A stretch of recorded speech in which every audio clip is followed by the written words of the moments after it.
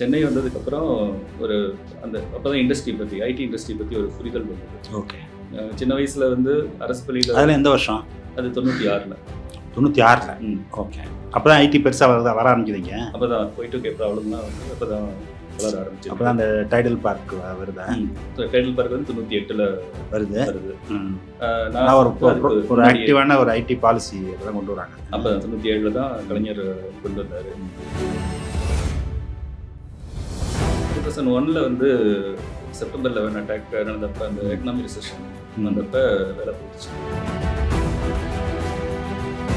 உங்களுக்கு அந்த மொழி மேலே ஒரு ஆர்வம் இருந்தது, அந்த மக்கள் மேலே ஆர்வம். ஆமாம், அது மக்களோட பழகணுன்னாக்கா அந்த மொழி வேணும், அதுக்காக அந்த மொழியை படிச்சுங்க. அப்போ ஜப்பான் படித்தா வேலை கிடைக்குங்கிறது தான் கண்டிப்பாக இல்லையா? அப்படிதான் இப்பவும் அப்படிதான். ஜப்பானி மொழி தெரிஞ்சவங்க நிறைய தேவைப்படுறாங்க ஜப்பானுக்கு. ஆனால் ஆள் இல்லை.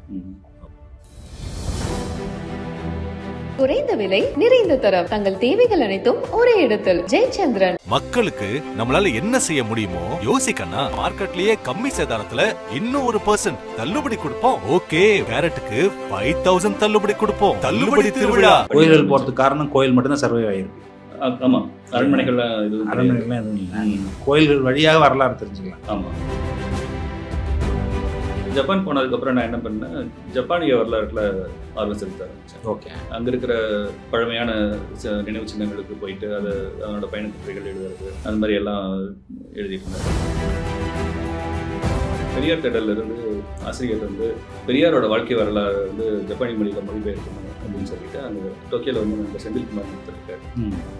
அவர்கிட்ட சொல்லியிருந்தாரு. ஸோ அவர் செந்தில்குமார் வந்து என்கிட்ட கேட்டார், 2 பேரும் சேர்ந்து பண்ணலாம் அப்படின்னு சொல்லிட்டு. என்ன அப்படி அதில் உங்களுக்கு பெரியார் மேலே தமிழ் மேலே ஆர்வம் புரிஞ்சு? நமக்கு இலக்கியம் வரலாறுல ஆர்வம். பெரியார் மேலே வந்து ஆர்வம் வந்து இது வந்து ஒரு சுவையான ஒரு சம்பவம். காலேஜ் முடிக்கிற வரைக்கும் கொஞ்சம் கடவுள் நம்பிக்கைலாம் இருந்தது. பார்த்தீங்கன்னா தான் மார்கழி மாதம்னா டெய்லி காலையில் கோயிலுக்கு போகிறது. சென்னையில் தங்கி இருந்தப்போ டெய்லியும் வேலை தேடிட்டு இருந்தப்போ தான் காலையில் வடபழனி 5 மணிக்கு வடபழனி கோயிலுக்கு போயிடுவேன்.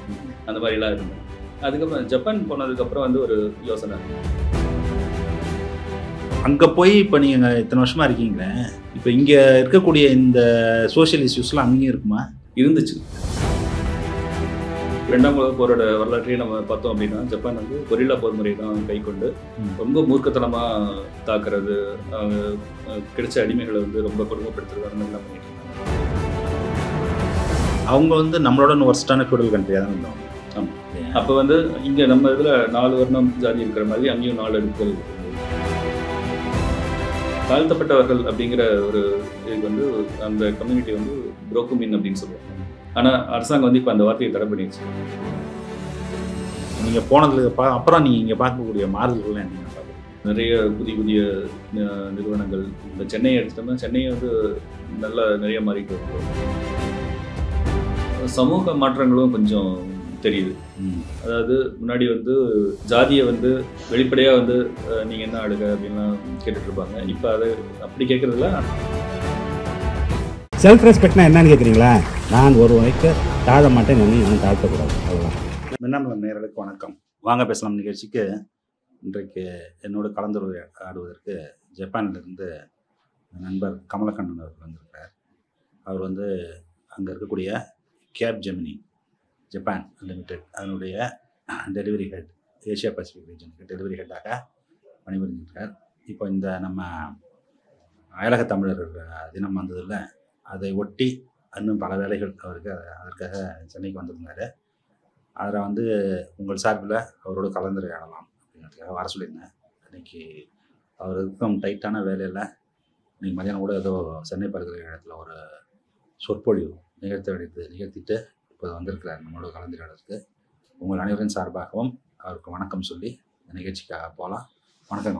வணக்கம். நல்லா இருக்கீங்களா? நல்லா இருக்கேன் சார். நீங்கள் நல்லா இருக்கீங்க? நல்லா இருக்கேன். இந்த இப்போ ஜப்பானில் என்ன, அந்த கம்பெனியில் என்ன உங்களுக்கு பொறுப்பு? என் கம்பெனி வந்து ஒரு ஃப்ரான்ஸ் ஹெட் குவார்ட்டர்ஸ் கம்பெனி, கேப்ஜெமினின்னு பேர். அதனோட ஜப்பான் பிரான்ச்சில் நான் வந்து ஏஷியா பசிபிக்கோட டெலிவரி ஹெட்டாக இருக்கேன். சரி. நாங்கள் வந்து telecom software, wireless technologies, 4G 5G, இப்போ 6G ரிசர்ச் கூட ஆரம்பிச்சிட்டோம். ஓகே. அதில் ஏஷியா பசிபிக், ஜப்பான் உட்பட கொரியா, தைவான், சிங்கப்பூர், இந்தியா சேர்த்த ஒரு ஆசியா முழுமைக்கும் டெலிவரி ஹெட்டாக இருக்கேன். இந்தியாவும் உண்டு அதில்? இந்தியாவும் உண்டு. ஓகே, சரி. இப்போ ஃபஸ்ட்டு உங்களுக்கு போஸ்டிங் அங்கே ஜப்பான்ல இருந்தானே இப்படி? இல்லை, முதல்ல இங்கே வேலை செஞ்சுட்டு இருந்தேன். சென்னையில் இருக்கிற கிளையில் வேலை செஞ்சுட்டு இருந்தேன். 2019 ஜப்பானுக்கு மாறுதல் ஆக்கி அங்கே போயிட்டேன். 2019 இப்போ அங்கே இருக்கீங்களா? 19 இப்போ வரைக்கும் இருக்கீங்க. ஏற்கனவே ஒரு 5 வருஷம் இருந்திருக்கேன். 2005 2010 வரைக்கும் இருந்திருக்கேன் அங்கேயா? அங்கே ஜப்பான்ல இருந்திருக்கேன். சரி. 2010 அப்பாவுக்கு கொஞ்சம் உடல் சரியில்லாதனால இந்தியாவுக்கு திரும்ப வர வேண்டியதாக போயிடுச்சு. ஸோ வந்துட்டு அதுக்கப்புறம் 2019 திரும்ப. சரி சரி. இப்போது உங்களுக்கு ஊர் எங்கே? எங்கள் சொந்த ஊர் வந்து ஈரோடு மாவட்டம் கோபிச்செட்டிப்பாளையம். கோபிச்செட்டிப்பாளையம். அங்கே தான் ஸ்கூலிங்களாமா? ஆமாம், பள்ளி படிப்பு எல்லாமே அங்கே பக்கத்தில் இருக்கிற ஒரு கிராமத்தில் தான் படித்தேன். கிராமப்பள்ளி இருக்கிற ஒரு பள்ளி தான், அரசு பள்ளியில் தான் படித்தேன்.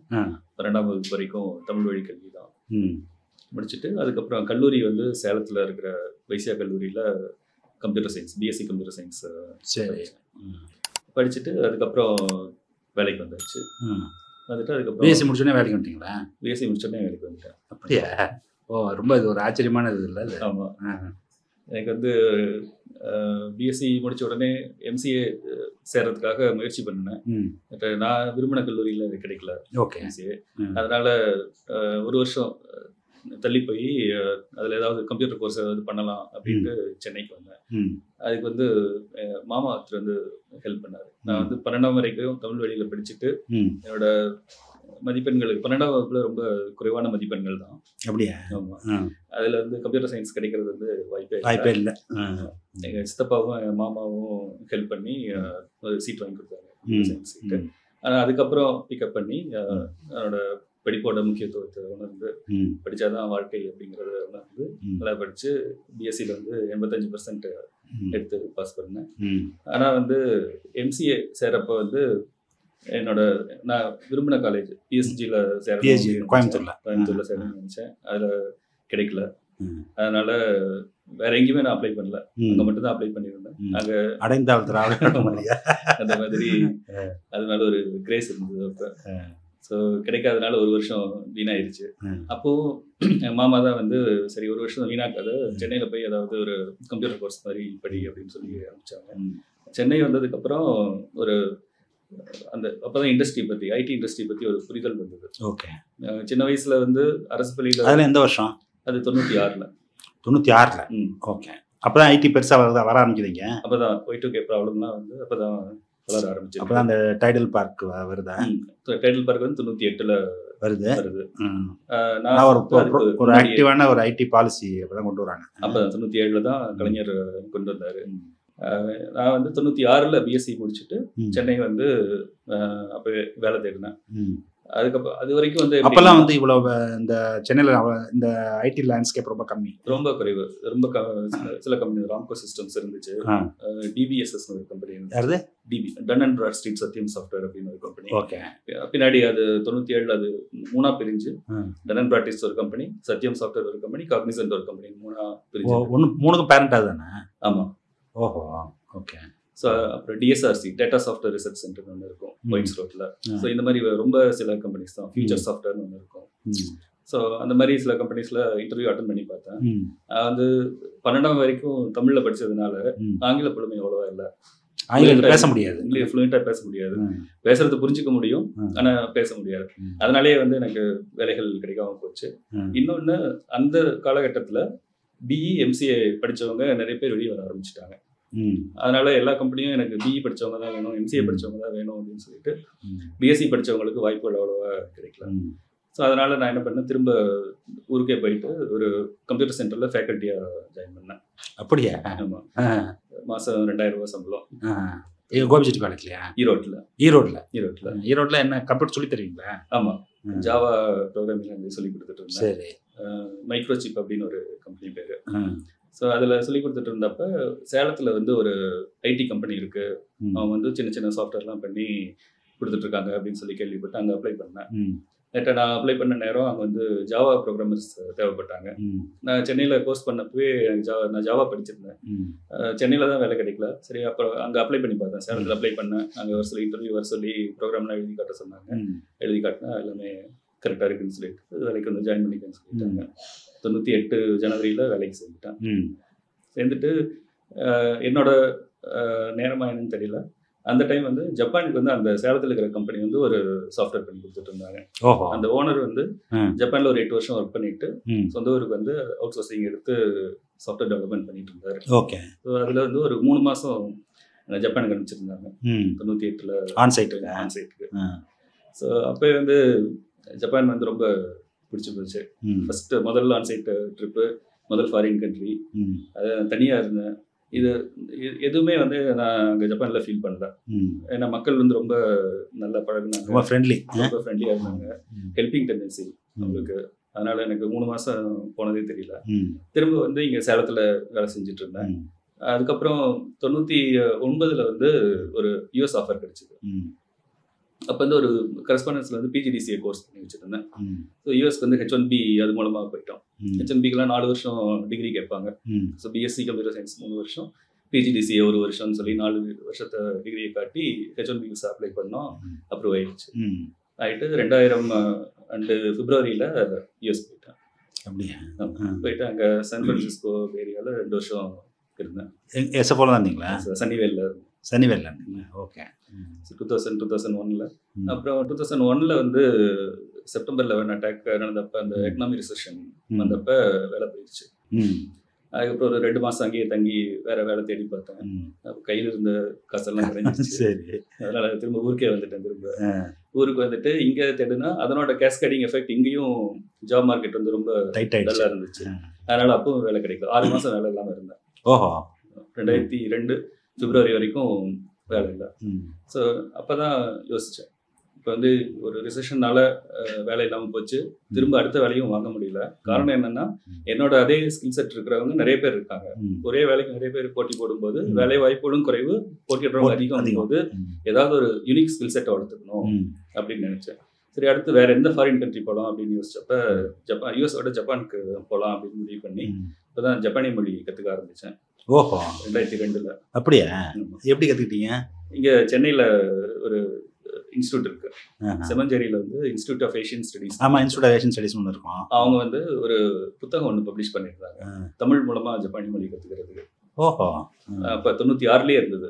98 போகிறப்ப அந்த புக் வாங்கிட்டு போயிருந்தேன். ஆனால் ஒரு எழுத்து கூட படிக்கல, ஏன்னா அப்போ தேவைப்படலை எனக்கு. அதுக்கப்புறம் வந்து அந்த புக் எல்லாம் தூசி தட்டி எடுத்து சரி படிக்கலாம் அப்படின்னு சொல்லி படித்தப்ப அங்கே வேலை செஞ்சவங்கள doctor Kalpana and doctor Ganesan ஒரு கப்பல் இருந்தாங்க. அவங்க பேர் போட்டுருந்தது. உடனே இன்ஸ்டியூட்டுக்கு ஃபோன் பண்ணி அவங்க கான்டாக்ட் டீட்டெயில்ஸ் வாங்கி அவங்ககிட்ட கேட்டேன், இந்த மாதிரி நீங்கள் கிளாஸ் எடுப்பீங்களா அப்படின்ட்டு. எடுக்கிறோம் அப்படின்னாங்க. திருவான்மியூரில் எடுத்துகிட்டு இருந்தாங்க. ஸோ அப்போ வேலை தேடிட்டு கிளாஸ் அட்டன் பண்ணிட்டு இருந்தேன். அட்டன் பண்ணிட்டு அதுக்கப்புறம் 2002 பிப்ரவரியில் கோவான்சிஸ்ங்கிற கம்பெனியில் மிப்ஸில் வேலை கிடைச்சிது. மெப்ஸ்லையா? அது ஒரு ஐடி கம்பெனி, கோவன்சிஸ். அதில் நான் இருந்தது வந்து என்ன முதல்ல சேர்ந்தது அமெரிக்கா ப்ராஜெக்டில் தான் போட்டாங்க. ஆனால் வந்து அங்கே வந்து ஒரு ஜப்பான் ப்ராஜெக்ட்டுக்கு வந்து ஒரு பெரிய டீம் இருந்தாங்க. ஸோ ஒரு ஜப்பான் கஸ்டமருக்காக ப்ராஜெக்ட் பண்ணி கொடுத்துட்டு இருந்தாங்க. அங்கே அந்த டீமில் இருக்கிறவங்களுக்காக ஜப்பானிய மொழி சொல்லி கொடுத்துட்டு இருந்தாங்க ஒரு ஆசிரியர். ஸோ நான் வர போய் கேட்டேன், எனக்கு ஆர்வம் இருக்குது, நான் வேறு டீம் தான், இதால் வந்து சேர்ந்துக்கலாமா அப்படின்னு கேட்டேன். சரிவா வந்து சேர்ந்துக்க அப்படின்னு சொல்லிட்டு அங்கேயே படித்து சேர்ந்து படிக்க ஆரம்பிச்சிட்டேன். அப்போ வந்து எனக்கு பிஜி கிடையாது, போஸ்ட் கிராஜுவேட் பண்ணியிருக்கல நான். ஸோ எல்லாத்தையுமே இந்த ஜப்பானிய மொழியில் ஒரு குறிப்பிட்ட அளவு தேர்ச்சி பெற்றுட்டு ஒரு பிஜியும் முடிச்சுட்டு 2005 ஜப்பான் போகலாம் அப்படின்ட்டு டார்கெட் பண்ணி 2 வருஷத்தில் அந்த ஜப்பானிய மொழிக்கு வந்து ஒரு ஜப்பானிய அரசாங்கமே வந்து ஒரு திறனறி தேர்வு நடத்துவாங்க, ஜேஎல்பிடின்னு சொல்லுவாங்க. இங்கிலீஷ்க்கு எப்படி டோஃபல் ஐஎல்எஸ்ல அந்த மாதிரி ஜேஎல்பிடி இருக்கும் ஜப்பனீஸ்க்கு. அதில் வந்து 4 லெவல் இருந்துச்சு அப்போ.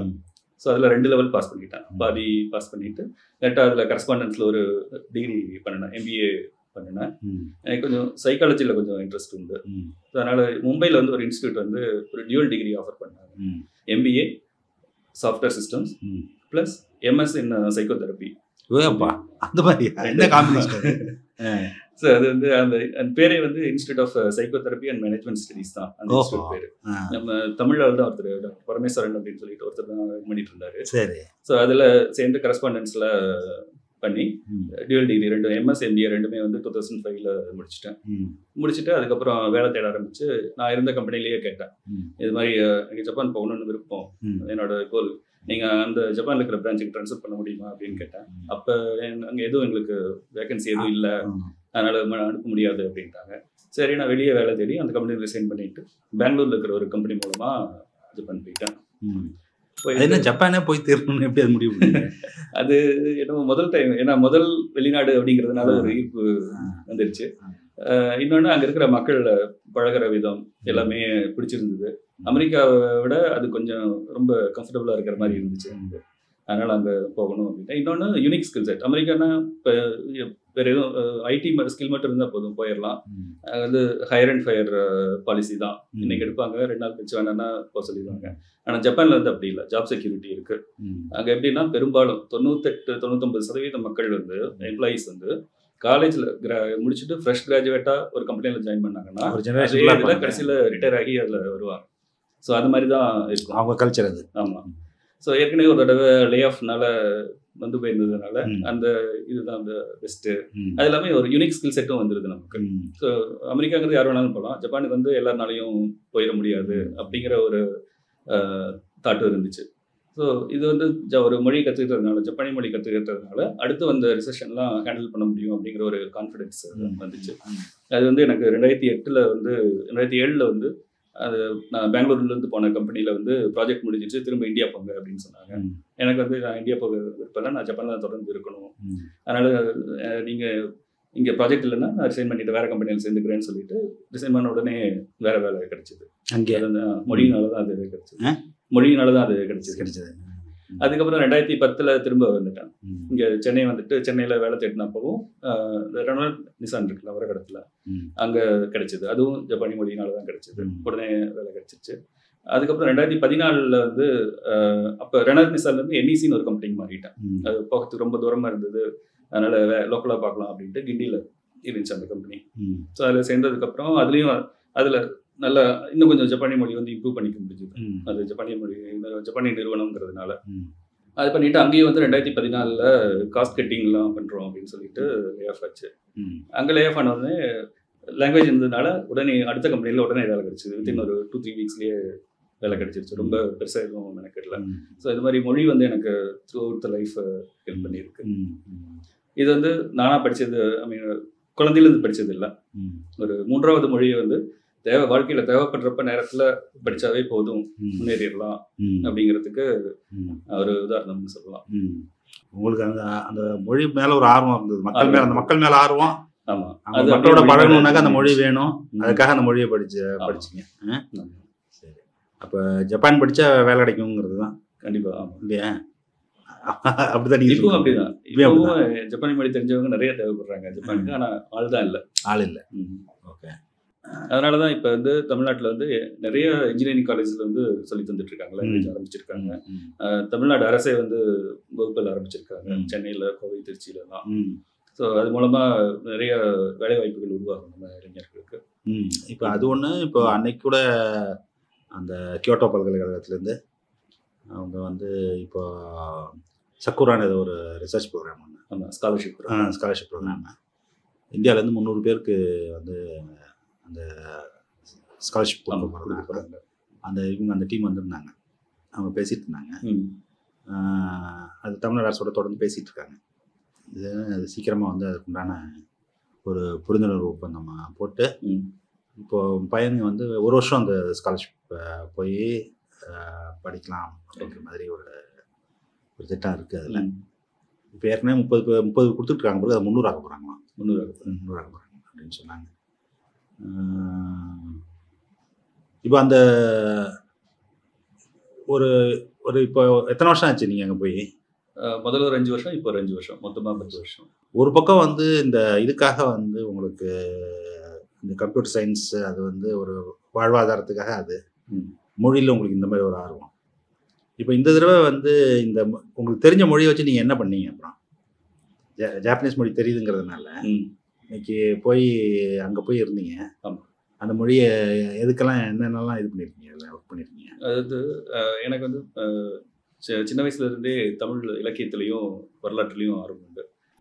வரலாற்றுலேயும் ஆர்வம் உண்டு இல்லையா? நீங்கள் வந்து அந்த டெம்பிள் ஆர்கிடெக்சர்லாம் நிறைய ஒர்க் பண்ணுவீங்க இல்லையா? எங்கள் அப்பா வந்து தமிழாசிரியர். ஆமாம். ஸோ அதுலேருந்து தமிழ் ஆர்வம் வந்துச்சு. வீட்டில் நிறைய புத்தகங்கள்லாம் வச்சுருப்பாரு, கதை புத்தகங்கள்லாம் இருக்காது. அவர் வந்து MA சைவ சித்தாந்தம். ஓஹோ. ஸோ அதனால் அது தொடர்பான புத்தகங்கள் தான் இருக்கும். ஸோ அது இலக்கியங்களும் இருக்கும். ஸோ அதை படித்து கொஞ்சம் இலக்கியம் வந்து ஆர்வம் வந்துச்சு. அதுக்கப்புறம் பொன்னியின் செல்வன் படித்ததுக்கப்புறம் வரலாற்றில் ஆர்வம் வந்துச்சு. நாங்கள் என்ன பண்ணோம், 2002 வந்து பொன்னியின் செல்வன் கதைன்னு தெரியும்ல உங்களுக்கு, அது அப்புறம் தான் தெரியுமா? அப்புறம் தான் படிக்கும்போது வரலாறு நினச்சி தான் படிச்சுட்டு இருந்தோம். சரி சரி. எப்போ தெரிஞ்சுக்கிட்டீங்க அது கதைன்னு? அப்புறம் வரலாறு படிச்சு சொன்னேன், நிஜ வரலாறு படிச்சு சொன்னேன். 2002 பொன்னியின் செல்வன் வரலாற்று பேரவை அப்படின்னு சொல்லி ஒரு யாஹூ குரூப்ஸ் இருந்தது. அதில் சேர்ந்து அதில் வந்து லைக் மைண்டட் பீப்புள் சேர்ந்துருப்பாங்க இல்லையா. ஸோ அதில் வந்து அதில் வர கேரக்டர்ஸ், அதில் நடக்கிற இடங்கள் அதை பற்றிலாம் டிஸ்கஸ் பண்ணிட்டு இருக்கிறப்ப நான் என்ன பண்ணோம், ஒரு டூர் போகலாம், அந்த இடங்கள்லாம் இப்போ எப்படி இருக்குன்னு பார்த்துட்டு வரலாம் அப்படின்னு சொல்லிட்டு ஒரு டூர் 2003 பிப்ரவரியில் பிளான் பண்ணோம். நீங்கள் திருப்புறம்பயத்துலேருந்து ஆரம்பிச்சிங்களா? திருப்புறம் சிதம்பரத்துலேருந்து ஆரம்பித்தோம். இதுலேருந்து ஏரியிலேருந்து வீராண ஏரியிலேருந்து. ஆமாம். ஸோ ஆரம்பித்து அந்த ட்ரிப்பு முடிச்சப்ப அதுக்கு வந்து எங்கள் திருச்சியில் வந்து டாக்டர் கலைக்கோவன் அப்படின்ற வரலாற்று அறிஞர், அவர் வந்து எங்களுக்கு அந்த இடங்கள்லாம் இதெல்லாம் ஒரு குரூப்லாம் கூட வச்சிருக்காருல அவர். ஆமாம், அவர் வந்து வரலாறுன்னு ஒரு ஆய்வுதல் நடத்திட்டு இருக்காரு. ராசமாணிக்கனார் வரலாற்று ஆய்வு மையம் பேர். ராஜமாணிக்கனார்ல? ஆமாம், அவங்க அப்பா தமிழறிஞர், அவங்க அப்பா பேர். ஆமாம். ஓகே. ஸோ அவர் வந்து எங்களுக்கு ஹெல்ப் பண்ணார் ரூட்டை இப்போ எப்படி எங்கெங்கெல்லாம் போகிறது. ஏன்னா அவர் ஆய்வுகளுக்காக அந்த இடங்களுக்கெல்லாம் நிறைய போயிருக்காரு.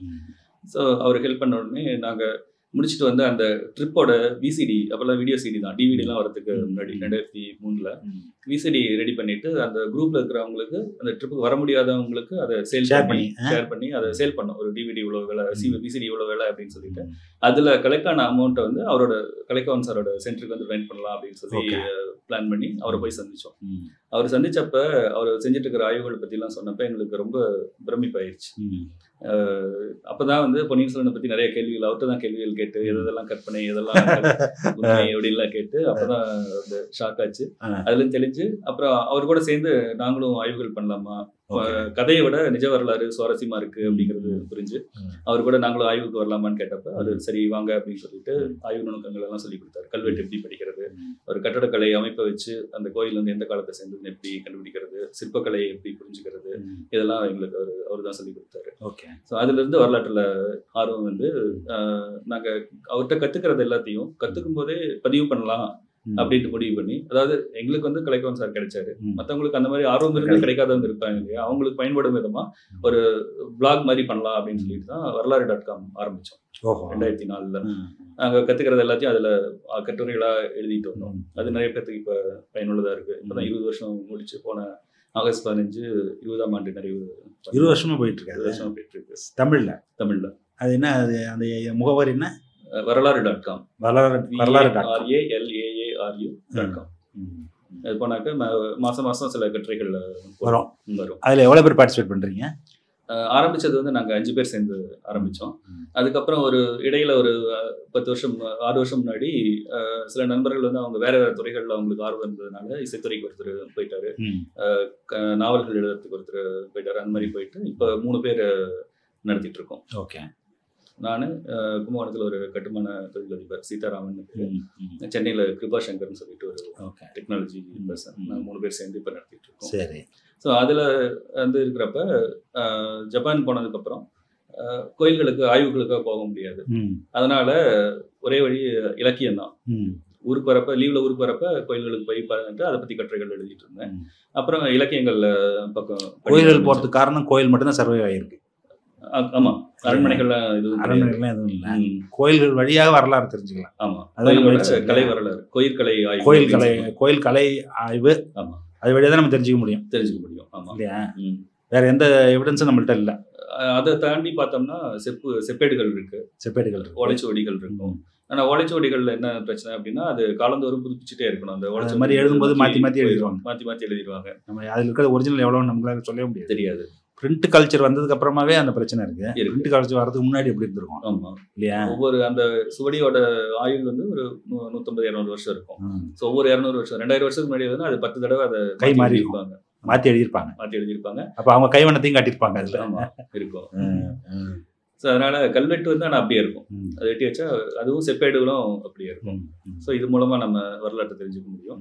ஜப்பான் போனதுக்கப்புறம் நான் என்ன பண்ணேன், ஜப்பானிய வரலாறுல ஆர்வம் செலுத்த ஆரம்பித்தேன். ஓகே. அங்கே இருக்கிற பழமையான நினைவு சின்னங்களுக்கு போயிட்டு அதனோட பயணக்கட்டுரைகள் எழுதுறது அந்த மாதிரி எல்லாம் எழுதிட்டு இருந்தேன். கியோட்டோ, நரா அந்த மாதிரியான இதெல்லாம் எழுதிட்டு இருந்தேன். ஸோ அதை எல்லாத்தையும் தொகுத்து இப்போ ஒரு 2021 2 புத்தகங்களா வரலாறு.comல நான் எழுதின கட்டுரைகளில் தேர்ந்தெடுக்கப்பட்ட சில கட்டுரைகள் வச்சு 2 புத்தகங்கள் வெளியிட்டேன். அதுக்கப்புறம் மொழி ஆர்வம், மொழி சார்பாக ஏதாவது பண்ணணும், ஜப்பானி மொழி சார்பாக ஏதாவது பண்ணணும் அப்படின்ட்டு இங்கிருந்து 2005 போகிறப்பவே வந்து டாக்டர் கலைக்கோவன் அவர்கள் வந்து சொன்னார், இந்த மாதிரி உங்களுக்கு மொழி படிச்சிருக்கீங்க, ஜப்பானி இலக்கியங்கள்லையும் கொஞ்சம் படித்து அதை தமிழுக்கு கொண்டு வர முயற்சி பண்ணுங்க அப்படின்னு சொன்னார். ஆனால் அப்போ வந்து எனக்கு கொஞ்சம் தான் தெரிஞ்சது, ஒரு வேலையில் சர்வே ஆகிற அளவுக்கு தான் ஜப்பானி மொழி தெரியும், இலக்கியங்கள் படித்து பார்த்தா ஒன்றுமே புரியல, அதனால் அப்போ விட்டாச்சு. அதுக்கப்புறம் இப்போ 2019 போனப்போ அந்த மொழி அறிவு இம்ப்ரூவ் ஆகிருக்கிறதுனால திரும்ப படித்து பார்த்தா ஓரளவுக்கு புரியுற மாதிரி இருந்தது. ஸோ நான் என்ன பண்ணேன், அதை தொடர்ந்து படிச்சுட்டு ஒரு இலக்கியம் ஹியாக்குனின் இஷ்யூ அப்படின்ட்டு ஒரு ஜப்பானி லிட்ரேச்சர், அது எப்படின்னா 7ஆம் நூற்றாண்டுலேருந்து 13ஆம் நூற்றாண்டு வரைக்கும் ஜப்பானை ஆண்ட அரசர்கள், அரசைகள், அமைச்சர்கள் இவங்கெல்லாம் எழுதுன 100 பேர் எழுதுன 100 பாடல்களோட தொகுப்பு. ஸோ அதை வந்து அதை பற்றி ஆய்வு பண்ணி என்ன இருக்குது அப்படின்னு சொல்லி எழுதலாம் அப்படின்ட்டு ஒவ்வொரு பாட்டாக படித்து நோட்ஸ் எடுக்கிறப்ப என்ன பண்ணேன், இந்த நோட்ஸ் எடுத்து இந்த நோட்ஸையே ஒவ்வொரு பாட்டையும் ஒரு கட்டுரையை எழுதிட்டு அதுக்கப்புறம் தொகுப்புரை எழுதுனா என்ன அப்படின்னு சொல்லிட்டு ஒரு அந்த 100 பாட்டையும் தமிழில் உரை எழுத ஆரம்பித்தேன். ஓகே. ஸோ 2021 நவம்பரில் ஆரம்பித்தேன் அந்த பணியை. ஒவ்வொரு பாட்டுக்கும் அந்த ஆசிரியர் குறிப்பு, ஆசிரியரோட பின்னணி என்ன, என்ன பாடுபொருள், பாடலோட பொருள் என்ன, அப்புறம் அதுக்கு இணையான ஒரு வெண்பா, அது வந்து 5 வரி பாட்டு, ஜப்பானி மொழிக்கு 5 வரி பாட்டு, அந்த அளவுக்கு தமிழ்ல இருக்கிற அதே அளவுன்னு பார்த்தா வெண்பா 4 வரியில சொல்லணும், சொல்ல வர கருத்து 4 வரியில சொல்லணும். அது நீங்களே வெண்பாவும் எழுதுறீங்களா? ஆமா, வெண்பா எழுதுவீங்களா நீங்க? எழுதுவேன். சரி. அது வந்து 2022 நாங்க எங்க வரலாறு.com குழு எல்லாரும் சேர்ந்து கத்துக்கிட்டோம் எப்படி வெண்பா எழுதுறது அப்படின்ட்டு. ஸோ அதை வச்சு எழுதி இப்போ 100 முடிச்சிட்டேன், 100 டிரான்ஸ்லேஷன், 100 வெண்பா முடிச்சிட்டேன். இப்போ தொகுப்புரை எழுதிட்டு இருக்கேன். இன்னொரு 2-3 மாசத்துல அந்த புத்தகம் வந்துடும். இடையில இன்னொரு 2021 இன்னொரு வாய்ப்பு வந்தது. பெரியார் திடல்ல இருந்து ஆசிரியர் வந்து பெரியாரோட வாழ்க்கை வரலாறு வந்து ஜப்பானி மொழியில மொழிபெயர்க்கணும் அப்படின்னு சொல்லிட்டு அங்கே டோக்கியோல வந்து நண்பர் செந்தில்குமார் ஒருத்தர் இருக்காரு, அவர்கிட்ட சொல்லியிருந்தாரு. ஸோ அவர் செந்தில்குமார் வந்து என்கிட்ட கேட்டார், 2 பேரும் சேர்ந்து பண்ணலாமா அப்படின்னு. பண்ணலாம் அப்படின்னு சொல்லிட்டு பெரியாரோட சுருக்கமான வாழ்க்கை வரலாற்றையும் வைக்கம் போராட்ட வரலாற்றோட கால நிகழ்வுகள், பல அதிமன் சார் எழுதின வைக்கம் போராட்ட வரலாறு புத்தகத்தை சுருக்கி ஆசிரியர் வந்து ஒரு 16 பக்கத்துக்கு சுருக்கி கொடுத்துருந்தார். ஸோ அதை வந்து 2ஐயும் நாங்கள் மொழிபெயர்த்து 2021 வந்து முதலமைச்சர் வந்து சமூக நீதி நாள்னு அறிவிச்சாங்க இல்லைங்க, அந்த அன்னைக்கு பெரியார் திடல்ல வெளியிட்டாங்க அந்த நூலை. அது வந்து ஒரு பெரிய திருப்பு முனையாக இருந்தது. வந்து நாங்கள் பெரியாருக்கு செய்ய வேண்டிய ஒரு நன்றி கடனாக நினைச்சு அதை செஞ்சோம். என்ன அப்படி அதில் உங்களுக்கு அதில் பெரியார் மேலே ஒரு ஆர்வம், தமிழ் மேலே ஆர்வம் இருக்கிறது புரியுது. நமக்கு இலக்கியம் வரலாறுல ஆர்வம் இருக்கு. பெரியார் மேலே வந்து ஆர்வம் வந்து இது வந்து ஒரு சுவையான ஒரு சம்பவம், நிறைய சம்பவங்கள் நடந்திருக்கு. நான் சின்ன வயசுலேருந்து நான் ஸ்கூல் படித்தது எல்லாமே கவர்மெண்ட் ஸ்கூல், அரசு பள்ளியில் தமிழ் வழி, அதுவும் கிராமப்புறம். கிராமப்புறங்களில் வந்து சாதிய ஏற்றத்தாழ்வுகள் வந்து எப்படி இருக்குன்ட்டு தெரியும் உங்களுக்கு. அதில் வந்து எங்கள் வகுப்பில் ஒரே வகுப்பில் படிப்போம், ஒரு 3-4 அந்த வட்டாரத்தில் ஈரோடு மாவட்டம் கொங்கு பகுதியில் ஒரு 2 சாதிகள் வந்து டாமினேட்டாக இருப்பாங்க, அப்புறம் தாழ்த்தப்பட்ட மக்கள் அந்த மாதிரி இருப்பாங்க. ஸோ அந்த தாழ்த்தப்பட்ட மக்கள் வந்து எப்படி கொடுமைகளை அனுபவிக்கிறாங்க அப்படிங்கிறது வந்து என்னோட வகுப்பில் இருந்த நண்பர்களை வந்து எங்கள் வகுப்பு மாணவர்களும் ஆசிரியர்களும் சில ஆசிரியர்கள் தாம் உயர்ந்த சாதி நினச்சிக்கிற சில ஆசிரியர்கள் நடத்தின விதத்தை பார்த்து ஒரு புரிதல் வந்தது. எப்போ உணர்ந்தீங்க அதை? உயர்நிலைப்பள்ளி 6ஆம் வகுப்பு 7ஆம் வகுப்பு அப்பயே தெரிஞ்சிச்சு உங்களுக்கு? ஸோ அப்போ வந்து புரிஞ்சுது. நானும் அந்த மாதிரி பள்ளிக்கூடத்தில் தான் படிச்சிருக்கேன். அப்புறம் நான்லாம் புரிஞ்சுக்கிறதுக்கு ரொம்ப லேட் ஆச்சு. என்ன லேட் ஆச்சு அப்படின்னு கேட்டிங்கன்னா, மொத்த சமுதாயமும் அப்படி இயங்கிட்டு இருக்கும்போது இது சரியில்லைன்னு நினைக்கிறது இருக்குல்ல, அது வந்து நம்ம படிச்சதெல்லாம் தெரிஞ்சதுக்கு அப்புறம் தான் எனக்கு அது புரிஞ்சுது. அது இயற்கைன்னு நினச்சது நான்லாம் படிக்கும்போது. எப்படின்னு கேட்டிங்கன்னா, நேற்று கூட அந்த இதில் நம்ம இப்போ அரசு பள்ளி 100ஆண்டு விழா இதில் கூட சொன்னேன் நான். சரி, எப்படின்னு கேட்டிங்கன்னா, ஆசிரியர்கள் சில ஆசிரியர்கள்லாம் வந்து குடியானத்துலேருந்து வர பையன்களையோ அல்லது அர்ஜுனத்துலேருந்து வர பையன்களையோ, நீங்கள்லாம் படிச்சு என்ன பண்ண போகிறீங்க, மாடு மேய்க்க போங்கடா, ஏன்டா இங்கே வந்து உயிர் எடுக்கிறீங்க இப்படின்னு சொல்கிறதெல்லாம் சாதாரணமாக நடக்கும். அப்போ எனக்கெல்லாம் எப்படி தோணும் அப்படின்னு கேட்டிங்கன்னாக்கா, இதெல்லாம் சாதாரணம் போட்டிருக்கு.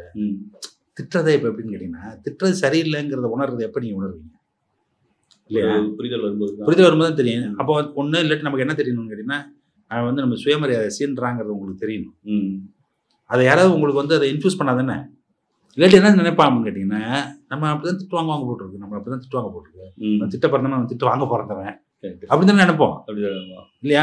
3வது ஆள் பார்த்துக்கிட்டு இருக்கவன் அவன் அப்படி தான் ஆர்டரு, இதுதான் சோஷியல் ஆர்டர் அப்படிங்கிற மாதிரி இருந்தது போது அப்போல்லாம் எனக்கு தெரியவே இல்லை. அப்புறமா தான் எனக்கு வந்து ஓ இது சரியில்லை, ஏதோ பிரச்சனை இருக்குது அப்படிங்கிறதெல்லாம் அப்புறம் தான் தெரிஞ்சுது. அது இப்போ யோசிச்சு பார்த்தா தான் தெரியுது எப்படின்னா நம்ம இதெல்லாம் தெரியாமல் வளர்ந்துருக்கோம் அப்படின்ட்டு. அது அப்போ வந்து எனக்கு இது சரியில்லை அப்படின்னு புரியல. ஆனால் ஏதோ கோளாறு. இப்போ வந்து ஒரு சின்ன பையன் இருக்கான், ஒரு உயர்ந்த சதி நினைச்சுக்கிற ஒரு பையன் இருக்கான், அவன் வந்து என்ன வந்து அண்ணான்னு கூப்பிடுறான். அதே என் வயசு இருக்கிற இன்னொரு தாழ்த்தப்பட்ட சகோதரனை வந்து டெய்னு கூப்பிடுறான். என்ன அண்ணான்னு கூப்பிடுறான், அவனையும் டெய்னு கூப்பிடுறான். ஒருவேளை அவங்க அப்பா அம்மா படிக்காததுனாலயோ அப்படிங்கிற கூட நினைச்சிட்டு இருந்தேன். அப்புறம் அங்க இருக்க தனி பெஞ்சில் உட்கார வைக்கிறது. அப்பவே ஸ்கூல்ல அப்படி தனியாக உட்காருப்பான். ஆமா, நான் படிச்சதெல்லாம் லேட் 60ஸ்ல ஏர்லி 70ஸ்ல. நீங்க படிச்சது எப்போ? 80ஸ்ல அது நிலவரம் வந்திருக்கு. ஆமா, கடைசி பெஞ்சில் கொஞ்ச நாள் உட்கார வச்சிருந்தாங்க. அப்புறம் வந்து ஏதோ ஒரு காரணத்தினால அவங்க வந்து கடைசி பெஞ்சில் உட்காரக்கூடாதுன்னு யாரோ சொன்னதுனால நடு பெஞ்சில் உட்கார வைப்பாங்க. அந்த பெஞ்சில் வேற யாரும் உட்கார மாட்டாங்க. அந்த பெஞ்சில் வேற யாரும் உட்கார மாட்டாங்க. ஸோ அந்த மாதிரியான இதெல்லாம் இருந்துச்சு. அப்போ வந்து ஏதோ சரியில்லை, ஏதோ வித்தியாசமாக அவங்கள ட்ரீட் பண்ணுறாங்க. அப்போ வந்து தாழ்த்தப்பட்டவர்கள் வந்து ஸ்காலர்ஷிப் வரும். ஆமாம், அப்போ வந்து ஸ்காலர்ஷிப் வந்திருக்கிறவங்கலாம் எந்திரிச்சு நில்லு அப்படிம்பாங்க. ஸோ அவங்க மட்டும் எந்திரிச்சு நிற்பாங்க. ஒரு மாதிரி ஒரு அவங்க ஃபேஸ் ரியாக்ஷன்லேயே நம்ம தெரியும் ஏதோ அவங்கள வந்து அவமானப்படுத்துகிறாங்க அப்படிங்கிற மாதிரி. ஸோ அது போக வகுப்பு அந்த மாதிரி நிகழ்வுகள் நடந்தப்போ முடிஞ்சு சில நண்பர்களை அழுதுட்டு இன்னொருத்திட்ட சொல்லி ஒருத்தர் ஆறுதல் சொன்னது அதெல்லாம் பார்க்க நேர்ந்ததில் வந்து ஏதோ கோளாறு இருக்குது அப்படின்னு புரிஞ்சுது. அதுக்கப்புறம் பெருசானதுக்கு அப்புறம் தான் அது இதனால தான் அது பண்ணுறாங்க அப்படிங்கிறதும் அந்த புரிதல் அதுக்கப்புறம் தான் வந்துச்சு. அதுக்கப்புறம் வந்து எனக்கு காலேஜ் முடிக்கிற வரைக்கும் எனக்கு கொஞ்சம் கடவுள் நம்பிக்கைலாம் இருந்தது. அதிகமாக தான் இருந்தேன். மார்கழி மாதம்னா டெய்லி காலையில் கோயிலுக்கு போகிறது. சென்னையில் தங்கி இருந்தப்போ டெய்லியும் வேலை தேடிட்டு இருந்தப்போலாம் காலையில் வடபழனி 5 மணிக்கு வடபழனி கோயிலுக்கு போயிடுவேன். அந்த மாதிரிலாம் இருந்தேன். அதுக்கப்புறம் ஜப்பான் போனதுக்கப்புறம் வந்து ஒரு யோசனை 98ல் வந்து பார்த்தப்ப நம்ம இவ்வளோலாம் கோயிலுக்கு போகிறோம், கும்பிட்றோம், நல்லா இருக்கணும், அப்போ தான் நல்லா இருக்கும்னு நினைக்கிறோம். ஆனால் இவங்க எதுவுமே பண்ணுறதில்ல, சாமி கும்பிட்றதில்ல, கோயிலுக்கு போகிறதில்ல, எதுவுமே பண்ணுறதில்ல. ஆனால் இவங்க நம்மளோட நல்லா தானே இருக்காங்க அப்படின்னு சொல்லிட்டு அதோட கடவுள் இருக்காரா அப்படிங்கிற ஒரு தேடல் வந்துச்சு அதுக்கப்புறம். ஸோ அதுக்கப்புறம் என்ன பண்ணேன், விபூதி அப்போல்லாம் விபூதி குங்குமம் வச்சுட்டு இருந்தேன். அதுக்கப்புறம் நிறுத்திட்டேன். நிறுத்தினதுக்கப்புறம் எல்லாரும் வந்து சொல்லுவாங்க இந்த மாதிரி கோயிலுக்கு கூப்பிட்டா நான் வரமாட்டேன்னு சொன்னாக்க, ஆமா இவர் பெரியார் பேரன் வரமாட்டாரு அப்படின்னு சொல்லுவாங்க. அப்போ ஏன் பெரியார் பேரன்னு சொல்றாங்க அப்படின்ட்டு. அப்போ அது வரைக்கும் பெரியார் அவ்வளோவா படிச்சதில்லை. ஊருக்கு வந்து பெரியார் மாவட்டம்னு பேர் இருக்கும். இது வரை பெரியார் என்ன பண்ணாரு, என்ன இந்த மாதிரியான போராட்டங்கள் எல்லாம் முன்னெடுத்தாருங்கிறது வந்து ரொம்ப ஆழமான புரிதல்லாம் கிடையாது அப்போ. அதோட என்கேஜ்மெண்ட்டே இல்லை. ஸோ அதனால அதுக்கப்புறம் தான் வந்து பெரியாரை பற்றி லைப்ரரிஸ்லாம் போய் படித்து பார்க்க ஆரம்பித்தேன். ஸோ அப்போ தான் வந்து இவரும் கடவுள் இல்லைன்னு சொன்னதுனால தான் நம்மளை அப்படி சொல்லியிருக்காங்க அப்படின்னு புரிஞ்சு, அது போக வேற என்ன பண்ணியிருக்காருன்னு பார்த்தா அவரோட ஜாதி எதிர்ப்பு போராட்டங்கள், மத அழிப்பு இதெல்லாம் வந்து படித்ததுக்கப்புறம் தான் புரிஞ்சுது. அதனால தான் அந்த வயசில் அதை அப்படி நடத்தியிருக்காங்க புரிஞ்சுது அப்படின்னு சொல்லி ஒரு புரிதல் வந்தது. அதுவும் வந்து இந்த பெரியார் புத்தகத்தை டிரான்ஸ்லேட் பண்ணுறதுக்கு ஒரு தூண்டுகோலாக இருந்துச்சு. ஸோ அதுக்கப்புறம் தீவிர கொஞ்சம் இந்த பெரியார் இயக்கங்களில் தொடர்புகள்லாம் கொண்டு நிறைய ஆக்டிவிட்டீஸ்லாம் பண்ணணும். அதுதான் வந்து ஜப்பானில் வந்து நாங்கள் வெளிநாடு வாழ் தமிழ் இந்தியர்கள் சங்கத்தை ஆரம்பித்த உடனே ஜப்பான் மண்ணில் அது வரைக்கும் திராவிடம் தொடர்பாக எந்த நிகழ்ச்சியும் நடந்தது கிடையாது. நடந்ததில்லை.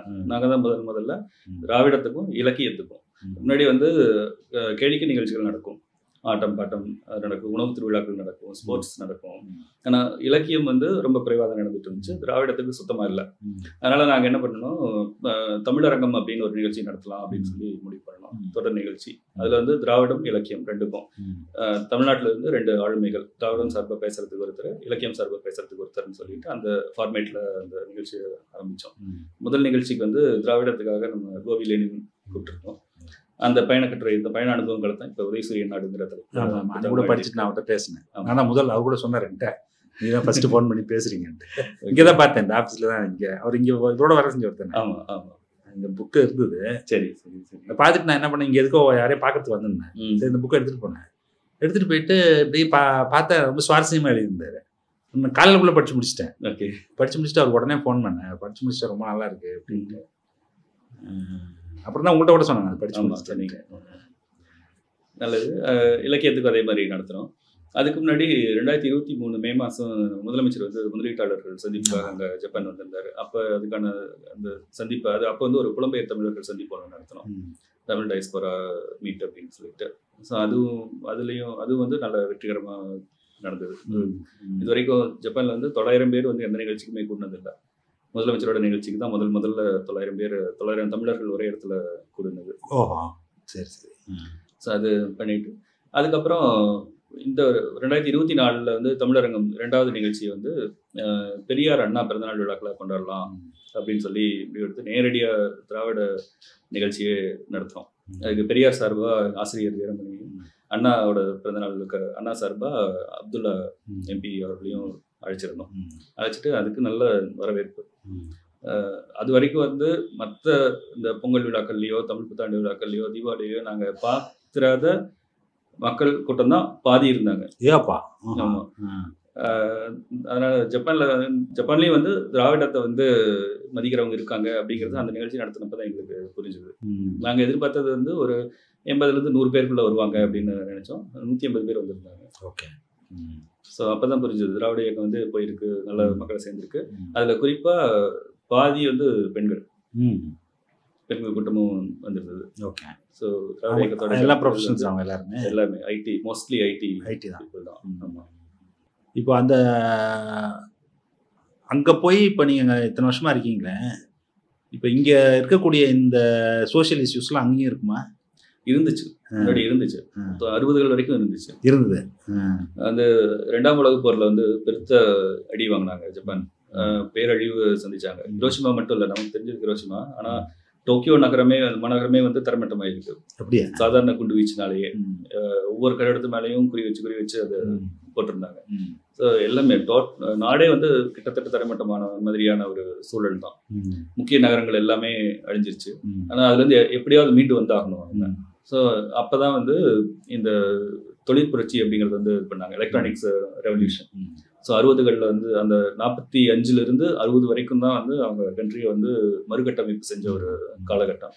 அதுக்கு தகுந்த மாதிரி அப்போ வாய்த்த அரசியல் தலைவர்களும் வந்து அந்த ஒரு நீண்டகால தொலைநோக்கு பார்வையோடு இருந்ததுனால மக்களை வந்து நல்ல வழிநடத்தி போய் ஒரு பொறுப்புள்ள குடிமக்களாக மாற்றினாங்க. அது வரைக்கும் வந்து 2ஆம் உலக போரோட வரலாற்றையே நம்ம பார்த்தோம் அப்படின்னா ஜப்பான் வந்து கொரில்லா போர் முறை தான் கை கொண்டு ரொம்ப மூர்க்கத்தனமாக தாக்குறது, கிடைச்ச அடிமைகளை வந்து ரொம்ப கொடுமைப்படுத்துறது, அந்த மாதிரிலாம் பண்ணிட்டு இருந்தாங்க. 45லேருந்து 60 காலகட்டம் தான் வந்து அது அப்படியே புரட்டி போட்டு அமைதியான மக்களை மாற்றி பொறுப்புள்ள மக்களை மாற்றி வேலை செய்யணும், நாளைக்கு எல்லாருமே வந்து வேலை செஞ்சு உழைச்சாதான் நாடு முன்னேறும் அப்படிங்கிற வந்து படிப்படியாக கொண்டு வந்து ஒழுக்கம், பொது இடத்துல எப்படி நடந்துக்கணும், வீட்டுக்குள்ள எப்படி இருக்கணும் அப்படிங்கிறதெல்லாம் அந்த தலைவர்கள்லாம் அவங்களுக்கு எஜுகேட் பண்ணி 60ஸ்ல வந்து நம்பர் 1 ஆயிடுச்சு. மேட் இன் ஜப்பான் அப்படிங்கிறதுக்கே ஒரு தனி அர்த்தம் இருந்தது. அவங்க வந்து நம்மளோட ஒர்ஸ்டான ஃபியூடல் கண்ட்ரியாக தான் இருந்தவங்க. ஆமாம். அப்போ வந்து இங்கே நம்ம இதில் 4 வர்ணம் ஜாதி இருக்கிற மாதிரி அங்கேயும் 4 அடுக்குகள் இருந்தது. மதகுருக்கள், சமுதாயிகள், விவசாயிகள், இது தாழ்த்தப்பட்டவர்கள், அந்த மாதிரி. ஸோ அந்த தாழ்த்தப்பட்டவர்கள் அப்படிங்கிற ஒரு இதுக்கு வந்து அந்த கம்யூனிட்டி வந்து புரோக்குமின் அப்படின்னு சொல்லுவாங்க. ஆனால் அரசாங்கம் வந்து இப்போ அந்த வார்த்தையை தடை பண்ணிடுச்சு. அந்த வார்த்தையை யாரும் பயன்படுத்தக்கூடாது, அவங்களை அப்படி யாரும் கூப்பிடக்கூடாது அப்படின்ட்டு 60களிலே அதை தடை பண்ணிட்டாங்க. இருந்தாலும் அவங்க வந்து ஒரு தனி குழுவாக இயங்கிட்டு அவங்களுக்குள்ள தெரிஞ்சிடும் யார் புரோக்குமின் அப்படின்னு சொல்லிட்டு. அவங்க என்ன சொல்கிறாங்கன்னா, இன்னுமே வந்து அந்த ஜாதி மனப்பான்மை இருக்குது. இப்போ உதாரணமாக வந்து போன தலைமுறை வரைக்கும் நிச்சயிக்கப்பட்ட திருமணங்கள் நிறைய நடந்துட்டு இருந்தது. எப்படி நிச்சயிக்கப்பட்ட திருமணங்கள்? ஸோ அதில் வந்து அல்லது காதல் திருமணம் பண்ணாலுமே கூட பையனோ பொண்ணோ வந்து எந்த ஜாதி, எந்த ரூட்டு, எந்த ஊர்லேருந்து வந்தாங்க, எந்த பேக்ரவுண்டுங்கிறத வந்து மறைமுகமாக அவங்க செக் பண்ணுறாங்க. அதெல்லாம் இன்னும் தொடர்ந்துட்டு தான் இருக்கு அப்படிங்கிறாங்க. ஆனால் அதிகாரப்பூர்வமாக இல்லை. ஜாதிங்கிறது ஒழிக்கப்பட்டுருச்சு. அந்த லாஸ்ட் நேம் இருக்கு இல்லையா, குடும்ப பெயர், அதை வச்சு கண்டுபிடிக்கிறவங்க இருக்காங்க. ஆனால் அது குறைஞ்சிட்டு வருது இன்னும். இப்போ குறைஞ்சிட்டு இருக்கு. ஆனால் வெளிப்படையாக யாரும் சாதியை பற்றி பேசுறது இல்லை அங்கே. ஆனால் நம்பூர் மாதிரியே வெளியில் பேசாமல் உள்ளுக்குள்ள வச்சுருக்காங்களா? உள்ளுக்குள்ள அந்த ஒரு இதில் மட்டும் இருக்குது. அந்த கல்யாணம் பண்ணும்போது மட்டும் என்ன பேக்ரவுண்டுன்னு செக் பண்ணுறது மட்டும் இன்னும் இருக்குது. கல்யாணம் நடக்குதா முதல்ல உங்கள் ஊரில்?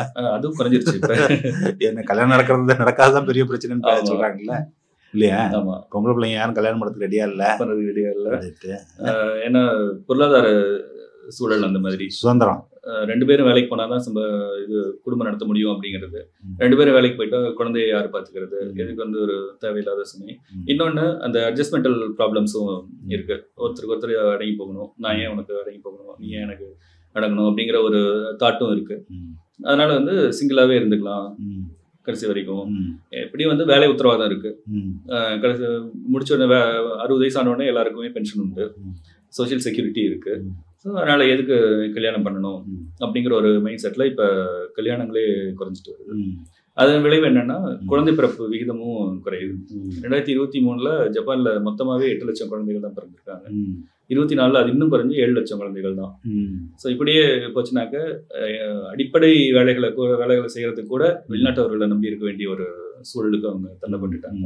ஸோ அப்படி இருக்கும்போது தான் இங்கே இருக்கிறவங்க ஜப்பானிய மொழி படித்தா அங்கே போய் செட்டில் ஆகிறதுக்கு நல்ல வாய்ப்புகள் இருக்குது. இப்போ இந்த ஜப்பானை பற்றி சொல்லும்பொழுது இன்னொரு விஷயம் ஞாபகத்துக்கு வர்றது என்னன்னாக்கா, இந்த இது இருக்குல்ல சூசைட், அது ரொம்ப அதிகமாக இருக்குது அப்படின்னு ஒரு இது நினச்சேன் நான், இல்லையா? அது என்ன இவ்வளோ ப்ராஸ்பரஸாக இருக்கிற ஊரில் என்னத்துக்கு சூசைட் அவ்வளோ வருதுன்னு? அது சூசைடுக்கு ஒரு முக்கியமான காரணம் என்னென்னா ஒர்க் ஸ்ட்ரெஸ் தான். ஸ்ட்ரெஸ். ஆமாம். 60 வந்து கடுமையாக உழைச்சி முன்னேறணும் அப்படிங்கிற ஒரு மைண்ட் செட்டில் அவங்க உழைச்சிட்டு இருந்தாங்க. எலக்ட்ரானிக்ஸ் மெக்கானிக்கல் இண்டஸ்ட்ரிலாம் அந்த மாதிரி ஃப்ளரிஷ் ஆனது தான். ஐடி 90கள் வந்து ஐடி வந்ததுக்கப்புறம் அதுலேயும் அதே மைண்ட் செட்டோட உழைக்க ஆரம்பித்தாங்க. ஐடியில் வந்து பார்த்தீங்க மெக்கானிக்கல் எலக்ட்ரானிக்ஸ்லாம் ஃபேக்ட்ரியில் வந்து 8 மணி நேரம் வேலைன்னா 8 மணி நேரம் உழைச்சிட்டு அடுத்த ஷிஃப்ட் ஆள் வந்துடுவாங்க. ஆனால் ஐடியில் வந்து அப்படி கிடையாது. நம்ம ஒரு வேலை செய்யணும்னு நினச்சா அதுக்கு முடிவே இல்லை, அது போயிட்டே இருக்கும். ஸோ ஒரு டார்கெட்டை மீட் பண்ணணும் அல்லது வந்து டெலிவரி கரெக்டாக கஸ்டமர் கொடுக்கணும் அப்படின்னா வந்து ராப்பகலாக உழைக்கிறப்ப வந்து அவங்களுக்கு ஸ்ட்ரெஸ் கிரியேட் ஆகி அதனால சூசைடு வந்துட்டு இருந்தது. அதை குறைக்கிறதுக்கு இப்போ கடந்த ஒரு 3-4 வருஷமாக ஒரு மெஷர் எடுத்திருக்காங்க. என்ன அப்படின்னா ஓவர் டைம் வந்து ஒரு மாதத்துக்கு 36 மணி நேரத்துக்கு மேலே ஓவர் டைம் பண்ணக்கூடாது யாரும். ஓகே அப்படின்ட்டு ஒரு புதுசாக ஒரு ரூல் கொண்டு வந்திருக்காங்க. 36 ஹவர்ஸ் ரூல்னே பேர். ஸோ அது வந்து தற்கொலைகளை குறைக்கும் அப்படின்ட்டு நம்பி எடுத்திருக்காங்க. அதனோட விளைவுகள் வந்து இனிமேல் தான் போகும் தெரியும். ஓகே. இப்போ நீங்கள் அடிக்கடி இங்கே தமிழ்நாட்டுக்கு வர்றீங்க இல்லையா? ரெண்டுமே பர்சனலாகவும் வருவேன், பர்சனலாக வருவீங்க, அலுவலக வேலையாகவும் வருவீங்க. வரும்பொழுது நீங்கள் இங்கே இப்போ நீங்கள் போனதுக்கு அப்புறம் நீங்கள் இங்கே பார்க்கக்கூடிய மாறுதல்கள்லாம் என்னென்ன பார்க்குறீங்க? நிறைய இருக்குது. ஒவ்வொரு தடவை வரப்பவும் பல வளர்ச்சிகளை பார்த்துட்டு தான் இருக்கேன். நிறைய புதிய நிறுவனங்கள். இப்போ சென்னையை எடுத்துட்டோம்னா சென்னையை வந்து நல்லா நிறைய மாறிட்டு வருது. போக்குவரத்தில் மாற்றம், நிறைய இந்த மெட்ரோ ரயில் வந்திருக்கிறது. அதெல்லாம் வந்து நான் போகிறப்ப இங்கே இல்லை, போனதுக்கப்புறம் ஒவ்வொரு டைம் வந்து பார்க்குறப்பவும் புதுசாக ஒரு லைன் வந்துட்டு இருக்கோம். அப்புறம் சமூக மாற்றங்களும் கொஞ்சம் தெரியுது. அதாவது முன்னாடி வந்து ஜாதியை வந்து வெளிப்படையாக வந்து நீங்கள் என்ன ஆளுங்க அப்படின்லாம் கேட்டுட்ருப்பாங்க. இப்போ அதை அப்படி கேட்குறதில்ல, ஆனால் கொஞ்சம் இன்டெரக்டாக கேட்குறாங்கன்னு வச்சுக்கலாம். அட்லீஸ்ட் அந்த மாற்றமாவது வந்திருக்கு, அது புரியுது. இப்போ நீங்கள் ஒரு தடவை நான் வந்து சிங்கப்பூர்லேருந்து டோக்கியோவுக்கு பிளேனில் வந்துட்டு இருக்கும்போது பக்கத்தில் ஒரு சின்ன பொண்ணு இருந்தது. அதுகிட்ட கேட்டால் நீங்கள் எங்கே இருக்கீங்க? வேணா அந்த மாதிரி நான் டோக்கியோவில் தான் படிக்க கேட்டுட்டு இருக்கேன். உங்கள் பேர் என்னன்னு கனிமொழின்னு சொல்லிச்சு. என்ன அப்போ எனக்கு ரொம்ப ஆச்சரியமாக இருந்தது. என்னக்கா இந்த மாதிரி நான் சொல்கிறது எப்போ ஒரு 15 வருஷம் இருக்கும். அப்போது 15 வருஷத்துக்கு முன்னாடி. அப்போ அது மாதிரி கேட்கும்போது என்ன இது மாதிரி தான் உங்களை மாதிரி தான் சொன்னது. என்ன ஒரு எந்த ஊர்னு சொன்னதெல்லாம் மறந்து வச்சு எனக்கு. சரி, ஒரு கிராமத்தில் இருந்து படிச்சுட்டு இதே மாதிரி ஐடி தான். ஐடி இப்போ இது பண்ணிவிட்டு அவங்களுக்கு ஆஃபீஸ் வந்து சிங்கப்பூர்லேயும் டோக்கியோலையும் மாறி மாறி இருப்போம். இங்கே இருப்போம், அப்புறம் அங்கே போவோம், அங்கே இருப்போம், இங்கே வருவோம் அப்படின்னு சொல்லிட்டு எனக்கு இன்னும் சொன்னது ஞாபகம் இருக்குது. எப்படின்னா ப்ராப்ளம் சால்விங்கை பொறுத்த வரைக்கும் ஜாப்பனீஸ்ட்டு இருக்கக்கூடிய அந்த டெக்னிக் எப்படி அப்படின்னா, ஒரு ப்ராப்ளம் வந்திருக்கு அப்படின்னு சார்ட் அவுட் பண்ணணும்னு சொன்னாங்க. சும்மா அந்த ப்ராப்ளம் சார்ட் அவுட் பண்ணுறது மட்டும் இல்லை, அந்த ப்ராப்ளம் திரும்ப வரவே கூடாது, வராமல் தடுக்கணும், ரெக்கரே ஆகக்கூடாது, அது வரைக்கும் விட மாட்டானுங்க அப்படின்னு அந்த பொண்ணு சொன்னதை நீங்கள் ஞாபகம் இருந்தது. அது உண்மைதான். என்ன இப்போ அப்போ நான் கேட்டேன், உங்களை மாதிரி நிறைய பேர் இருக்காங்களான்னு. அவங்க என்ன சொன்னாங்க, ஆமாம் இருக்காங்க அப்படின்னு. இது வந்து நான் இங்கே மட்டும் பார்க்கல, நான் பல நாடுகளுக்கு ட்ராவல் பண்ணும்போதும் பார்த்துருக்கேன். எப்படி பார்த்துருக்கேன் அப்படின்னு கேட்டிங்கனாக்கா, நம்ம சமுதாயத்தினுடைய எந்த அடுக்குலேருந்து வேணாலும் நம்ம ஆட்கள் அந்த மாதிரி வந்து ஒரு உலகளாவிய நிறுவனங்கள்லையோ அல்லது பல்கலைக்கழகங்கள்லையோ ஆராய்ச்சியில் ஈடுபட்டிருக்கிறதா, ஆராய்ச்சி மாணவனாக இருப்பதோ அல்லது வந்து நிறுவனங்களில் பொறுப்பில் இருக்கிறதோ பணிபுரியுது அப்படிங்கிறது வந்து எல்லா இடத்துலையும் இருக்குது. நான் இப்போ அமெரிக்கா போகும்போது பார்ப்பேன், இங்கே யூரோப்பில் ட்ராவல் பண்ணும்போது பார்ப்பேன், எல்லோரும் இருப்பாங்க. அது போல் வந்து நான் மற்றவங்கள்ட்டலாம் கேட்குறது அது மாதிரி இருப்பாங்களா அப்படின்னு. மற்ற மாநிலங்கள் மற்ற மொழி பேசுகிறவங்கள்ட்டலாம் இந்த மாதிரி மாற்றம் வந்திருக்கா அப்படின்னு நான் கேட்டபோது அவங்க சொல்லுவாங்க, இல்லை மற்றவங்களெல்லாம் பார்க்க முடியாது, அந்த மாதிரி ஆந்திராலே பார்க்க முடியாது, கர்நாடகாலே பார்க்க முடியாது, ரொம்ப அபூர்வம் அதெல்லாம், இங்கே மட்டும்தான் அந்த மாதிரி நம்ம பார்க்க முடியும் அப்படின்னு. அது மாதிரி அனுபவம் இருக்கா உங்களுக்கு? இருக்குது சார். நான் எனக்கு ஒரு பழக்கம் உண்டு. சென்னையிலையும் சரி ஜப்பான்லேயும் சரி புதுசாக யாராவது நார்த் இந்தியன்ஸை பார்த்தேன் அப்படின்னா அவங்க பேக்ரவுண்ட் என்ன, எந்த ஊர்லேருந்து வந்திருக்காங்க, அவங்க பேரண்ட்ஸ் என்ன, எங்கே எந்த மாதிரியான கல்லூரிகளில் படித்தாங்க அப்படிங்கிறதெல்லாம் விசாரிப்பேன். இங்கே சென்னையில் வேலை செஞ்சுட்டு இருந்தப்ப பார்த்தீங்கன்னா பெரும்பாலும் வந்து சென்னை ரெண்டுமே ஒன்று தான். சென்னையிலையும் ஜப்பான்லேயும் ஒன்றும் பெருசாக வித்தியாசம் இல்லை. ஒன்று நகரத்தை அந்த மாநிலத்தோட தலைநகர்லேருந்து வந்திருப்பாங்க, அல்லது அவங்க அப்பாவோ அல்லது அம்மா வந்து நல்ல படித்து நல்ல வேலையில் இருக்கிறவங்களா இருப்பாங்க, அல்லது பிஸ்னஸில் வசதி படைச்சவங்களா இருப்பாங்க. அந்த மாதிரி தான் இருப்பாங்க. 90% நான் பார்த்ததில்ல. கிராமப்புறங்கள்லேருந்து வந்தவங்கள விரல் விட்டு எண்ணிடலாம். இதே தமிழ்நாட்டில் பார்த்தோம்னாக்க எல்லாமே இருக்கும். இப்போ உதாரணமாக போன வருஷம் நாங்கள் ஜப்பானில் வந்து மக்கள் சிந்தனை பேரவை சார்பாக உலக அறிவியல் நாள்னு ஒரு நிகழ்ச்சி நடத்தினோம். டாக்டர் மயில்சாமி அதை இன்வைட் பண்ணி பண்ணோம். அதில் என்ன பண்ணோம்னா முனைவர் பட்டம் பெற்ற தமிழர்கள், அறிவியல்ல பிஹெச்டி பண்ணியிருக்கிற தமிழர்கள் ஜப்பான்ல பல்கலைக்கழகங்களை ஒர்க் பண்ணிட்டு இருக்கிறவங்க அல்லது கம்பெனியில் ஒர்க் பண்ணிட்டு இருக்கவங்களுக்கு ஒரு பாராட்டு விழா, அந்த மாதிரி பாராட்டு விழா நடத்தணும். அதுல வந்து 25 பேர் எங்களுக்கு தெரிஞ்சு ஒரு லிஸ்ட் எடுத்து அவங்கள கூப்பிட்டு இது பண்ணிட்டு அவங்களோட டீட்டெயில்ஸ் எல்லாம் பாக்குறப்ப என்ன தெரியுதுன்னா அந்த 25 பேர்ல 17 பேர் வந்து முதல் தலைமுறை பட்டதாரிகள், 13 பேர் பெண்கள், பாதிக்கு பாதி பெண்கள். அதுக்கப்புறம் வந்து கிராமப்புறவங்கல இருந்து வந்தவங்க, ஒருத்தர் கூட சென்னையில இருந்து வந்தவங்க இல்லை. அப்படியே? ஆமா, 2-3 பேர் மட்டும்தான். ஒருத்தர் திருச்சி, ஒருத்தர் மதுரை, ஒருத்தர் கோவை. மற்றவங்க எல்லாரும் பார்த்தீங்கன்னாக்க வேலூர், திருப்பத்தூர், தூத்துக்குடி, திருவண்ணாமலை அந்த மாதிரியான மாவட்டங்கள்ல இருந்து வளரும் மாவட்டங்கள்ல இருந்து வந்தவங்க தான் அதிகம். இது வந்து வட மாநிலங்கள்ல இருந்து வந்தவங்க அந்த மாதிரி பார்க்க முடியாது. பெரும்பாலும் டெல்லியில இருந்து வந்திருப்பாங்க அல்லது மும்பைல இருந்து வந்திருப்பாங்க, கொல்கத்தா அந்த மாதிரி, கொல்கத்தா அந்த மாதிரி தான் இருக்குமே தவிர இது வந்து நான் நிறைய அனுபவத்திலேயே நான் பார்த்துருக்கேன். இது தமிழ்நாட்டோட ஒரு தனி சிறப்புன்னே சொல்லலாம். நம்ம இந்த 60 ஆண்டு காலமா வந்து நம்ம ஆட்சியாளர்கள் வந்து காலந்தோறும் கொண்டு வந்த மாற்றங்களால தான் இது சாத்தியமாக இருக்கு. கல்வியை வந்து பரவலாக்கம் தான். கல்வி பரவலாக்கம், அது எல்லாரும் படிக்க வைக்கிறது அப்படிங்கிறது, அதற்குண்டான திட்டங்கள் அதெல்லாம் இல்லையா? கல்வி உதவித்தொகைகள், நீ வந்து பள்ளிக்கூடத்துக்கு வந்தா போதும், உனக்கு வரதுக்கு தேவையான எல்லா உதவிகளையும் நான் பண்றேன் அப்படிங்கிறது வந்து மற்ற மாநிலங்கள்ல அவ்வளோ பார்க்க முடியாது. நீங்க இப்போ அங்க இருக்கீங்க, இவ்வளோ பேர் இருக்கீங்களா? அவ்வளோ பேர் இதை ஓன் பண்றாங்களா? இந்த மாதிரி ஒரு எஃபர்ட் இவ்வளோ வருஷம் பண்ணியிருக்காங்க, இதை நம்ம கைவிட்டு போயிடக்கூடாது அப்படிங்கிற மாதிரி அந்த ஓனர்ஷிப் இருக்கா? இருக்கு, பெரும்பாலானவங்களுக்கு இருக்கு. ஆனால் சிலருக்கு வந்து இன்னும் அந்த புரிதல் இல்லாமல் இருக்காங்க. எப்படி வந்திருக்கோங்கிறது தெரியாது. அது தெரிஞ்சுட்டு அதை பற்றி பேசுறது தேவையில்லை ஒன்று. அதான் வந்துட்டோம்ல, இனிமேல் எதுக்கு அப்படிங்கிற மாதிரியான ஒரு மனநிலை.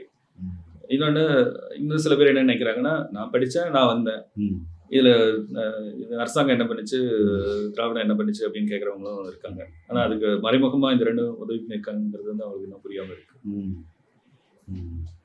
ஆக்சுவலாக நான் வந்து ஒரு 2-3 மீட்டிங்கோட சொல்லியிருக்கேன். எப்படி சொல்லியிருக்கேன் கேட்டிங்கன்னா, நான் படித்தேன்னு சொல்கிறதுனா நீ தான் படிக்கணும் இல்லையா? கமலக்கண்ணன் வந்து கேப் ஜெமினி இருக்கணும்னா அவர் தானே படிக்கணும், ஜெயரஞ்சனை படிக்க முடியும் அதுக்கு இல்லையா? நான் வந்து பிளானிங் மிஷன் ஹெச்ஆர் படிக்கணும்னா நான் தான் படிக்கணும், நீங்களா படிக்க முடியும்? கரெக்டு. இல்லை உங்கள் அப்பா படிக்க முடியுமா? சொல்லுங்க பாப்பா. வாய்ப்பு தான் மற்றவங்க கிரியேட் பண்ணி கொடுக்க முடியும். நம்ம ஊரில் ஒரு பழமொழி சொல்லுவாங்க, என்னங்க மாட்டை என்ன எங்காலத்துக்கு போனோம்னா குளத்துக்கு தான் வச்சுக்கணும், தண்ணி யார் குடிக்கணும்? மாடு தான் குடிக்கணும். மாட்டுக்கு போல நீங்கள் குடிக்க முடியாது, நான் குடிக்க முடியாது இல்லையா? அது மாதிரி அது வந்து படிப்புங்கிறது அவங்க தானே படித்தாங்க. இப்போ நான் தான் படிச்சேங்கிறதுலாம் உண்மைதான். ஆனால் நீ படிக்கிறதுக்கு உண்டான பள்ளிக்கூடம், உனக்கு சொல்லித்தரத்துக்கு வாத்தியார் இல்லையா, அதுக்கு உண்டான ஸ்காலர்ஷிப்பு, அதுக்கு உண்டான சீட்டு, அதுக்கு உண்டான வாய்ப்பு, அதெல்லாம் உருவாக்குறது தானே, அதெல்லாம் உருவாக்கி கொடுக்கறது தானே. கரெக்டு இல்லையா? இப்போ நேற்று முந்தா நாள், அதுக்கு 3 நாள் பார்த்துருப்பீங்க நீங்கள். 3 நாளாக 4 நாளாக ஹிந்துவில் வந்து ஒரு ஆர்டிஐ பேஸ் பண்ணி வந்துகிட்டு இருக்கு. ஓகே, எப்படி வந்து அருந்ததியர்களுக்கான உள்ஒதுக்கீடு அப்படின்னு கொடுத்ததற்கு பிறகு அது வந்து அவர்கள் அந்த கல்லூரியில் படிப்பதாக இருக்கட்டும், வெவ்வேறு ப்ரொஃபஷனல் காலேஜில் படிக்கிறதா இருக்கட்டும், எத்தனை பர்சன்ட் அதிகமாகிருக்கு, அமேசிங்காக அதிகமாகிருக்கு. 300%, 250% அதிகமாக இருக்குங்கிறதுலாம் 3 பேர் சேர்த்துன்றதுல 100 பேர் சேர்றாங்க. சாதாரணமாக நடந்திருக்கு. அதுக்கு வந்து என்ன காரணம் அப்படின்னாக்கா வெறும் கம்பார்ட்மெண்டலைசேஷன் மட்டும் கிடையாது. அதுக்கப்புறம் அந்த எப்படி வந்து நீங்கள் அதை வந்து கான்ஷியஸாக முடிவு பண்ணுறீங்க, எப்படின்னா அவங்களை எவ்வளோ இன்னும் அக்காமடேட் பண்ண முடியுங்கிறதுக்கு உண்டான இருக்குல்ல ப்ராக்டிஸ் இருக்குல்ல. அட்மிஷனில் நீங்கள் எப்படி வந்து அதை குரூப் பண்ணி எப்படி உள்ளே வைக்கிறீங்கிறத பொறுத்து தான் அது மாறும். அந்த எலாஸ்டிசிட்டின்னு சொல்கிறான். அது ஃபாலோ பண்ணதுனால தான் இவ்வளோ வந்து வந்திருக்கு. வெறும் 3% இல்லை, 3% தாண்டி வருது அப்படிங்கிறது இருக்குல்ல.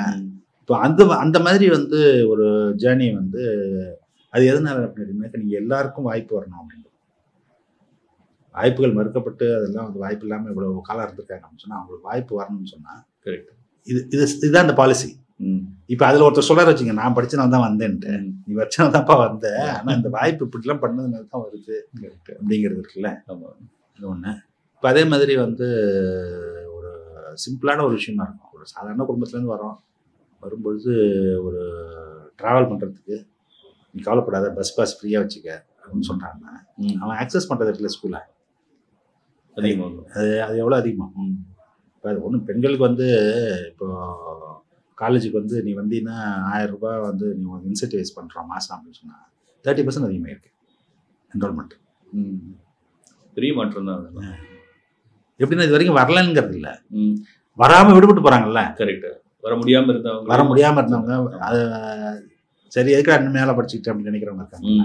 அது வந்து அவர் கலைஞர் இருந்தது அது பண்ணுறாரு. எப்படி அப்படின்னு கேட்டிங்கனாக்கா, அது ஒரு தடவை உங்கள் மாவட்டத்து அமைச்சர் சுபலட்சுமி ஜெயஸ் இருக்காங்கல்ல, அவங்க என்கிட்ட பேசிகிட்டு இருக்கும்போது சொன்னாங்க, ஒரு தடவை வந்திருந்தாங்க இந்த பிளானிங் மிஷன் ஆஃபீஸுக்கு. சரி பேசிகிட்டு இருக்கும்போது என்கிட்ட சொன்னாங்க, நான் தான் தம்பி அப்போ அமைச்சராக இருந்தேன், அந்த தாலிக்கு இது இருக்குல்ல தங்கம், அந்த ஸ்கீம் இன்ட்ரடியூஸ் பண்ணும்போது 8வது வரைக்கும் படிச்சிருக்கணும் ஒரு கண்டிஷன். முதல்ல ஆரம்பித்தப்போ 8வது கிரைட்டீரியா இருந்துச்சு. அப்போ இவங்க சொல்லியிருக்காங்க, அண்ணா நீங்கள் என்னென்ன இப்படி போடுறீங்க, நிறைய பிள்ளைங்க படிக்கவே இல்லை.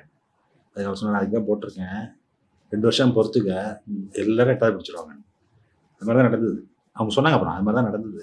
அதுதான் தொலைநோக்கு பார்வை. ஆமாம். அது வந்து எப்படி அது இது இருக்குல்ல, அந்த சிஸ்டத்தை எப்படி ஒர்க் பண்ணுறதுங்கிறது இருக்குல்ல, அது அவ்வளோ மைன்யூட்டான புரிதல் இருக்கணும். கரெக்ட்.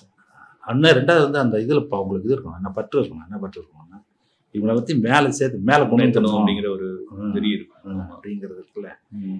அது நிறுத்தி தாலிக்கு தங்க தானே கொடுத்தா ஓட்டு வாங்கிடலாங்கிற மாதிரி இருக்கான் பாருங்க. அவன் அந்த மாதிரிலாம் யோசிக்க மாட்டான். ஆமாம். இது வந்து முதல் வருஷம் வந்து வரல அப்படின்னாவே இந்த திட்டம் தோல்வி அப்படின்னு நினச்சி குப்பையில் போடுறவங்களும் இருக்காங்க. அந்த மாதிரி போடாமல் தொடர்ந்து முன்னெடுத்ததுனால தான் இந்த மாற்றங்கள் இப்போ நீங்கள் சொல்கிறீங்களா, அங்கே வந்திருக்காங்க அவ்வளோ பேர் பார்க்குறோம் அப்படின்னு. அந்த மாதிரி வாய்ப்பு அதுக்கு வந்து அதுக்கு உண்டான வேலைகள் தான் வந்து நம்ம தொடர்ந்து இந்த மாதிரி ஒரு 50-100 வருஷமாக பண்ணிகிட்டு இருக்கோம்னு வச்சுக்கோங்க. கரெக்ட். இப்போ இந்த ஜேர்னியில் இருக்கக்கூடிய த்ரெட் என்ன நினைக்கிறீங்க? இதை த்ரெட்டன் பண்ணுறது என்னவா இருக்கும்? த்ரெட்டன் பண்ணுறது நிறைய த்ரெட் இருக்குன்னு எனக்கு தெரியும். ஆனால் உங்கள் பார்வையில் என்ன இருக்குன்னு நீங்கள் சொல்லுங்கள். ஏன்னா நீங்கள் இது வந்த இடத்தையும் எல்லாத்தையும் பார்த்துக்கிட்டு இருக்கீங்க, இதை பற்றி பேசிகிட்டு இருக்கீங்க, அதுக்காக கேட்குறேன். என்னோட பார்வை த்ரெட்டுங்கிறது வந்து இதை வந்து அந்த தான் எப்படி வந்தோம், மறைமுகமாக எதெல்லாம் உதவி செஞ்சிச்சு அப்படிங்கிறது வந்து மறக்காமல் இருக்கிறது. ஒரு குறிப்பிட்ட நிலைக்கு வந்ததுக்கப்புறம் அதை மறந்துட்டு சரி நான் வந்தோம், சரி என் குடும்பம் முன்னேறிடுச்சு, என்ன மாதிரியே இருக்கிற இன்னொருத்த வந்து முன்னேறணும் அப்படின்னு நினைக்காம இருக்கிறது வந்து ஒரு த்ரெட்டாக தோணுது. இப்போ வந்து கிராமப்புறங்களில் தான் அந்த மாதிரியான போட்டிகள்லாம் இருக்கும். இப்போ நான் இப்படி இருக்கேன்னா பக்கத்து வீட்டுக்காரன் நம்மளோட வசதி ஆகிட்டான் அப்படின்னாக்க கொஞ்சம் ஒரு பொறாமை வரும்.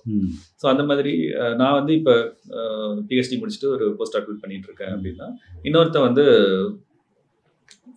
என்னை விட அதிக நிலைமைக்கு போயிட்டானே என்ன செய்யுது அப்படிங்கிற ஒரு தனிப்பட்ட ஒரு மன உணர்வு இருக்குது. அதுவும் கொஞ்சம் இதுக்கு இடைஞ்சலாக வருமோ அப்படின்ட்டு தோணுது ஒன்று. அதுக்கப்புறம் வந்து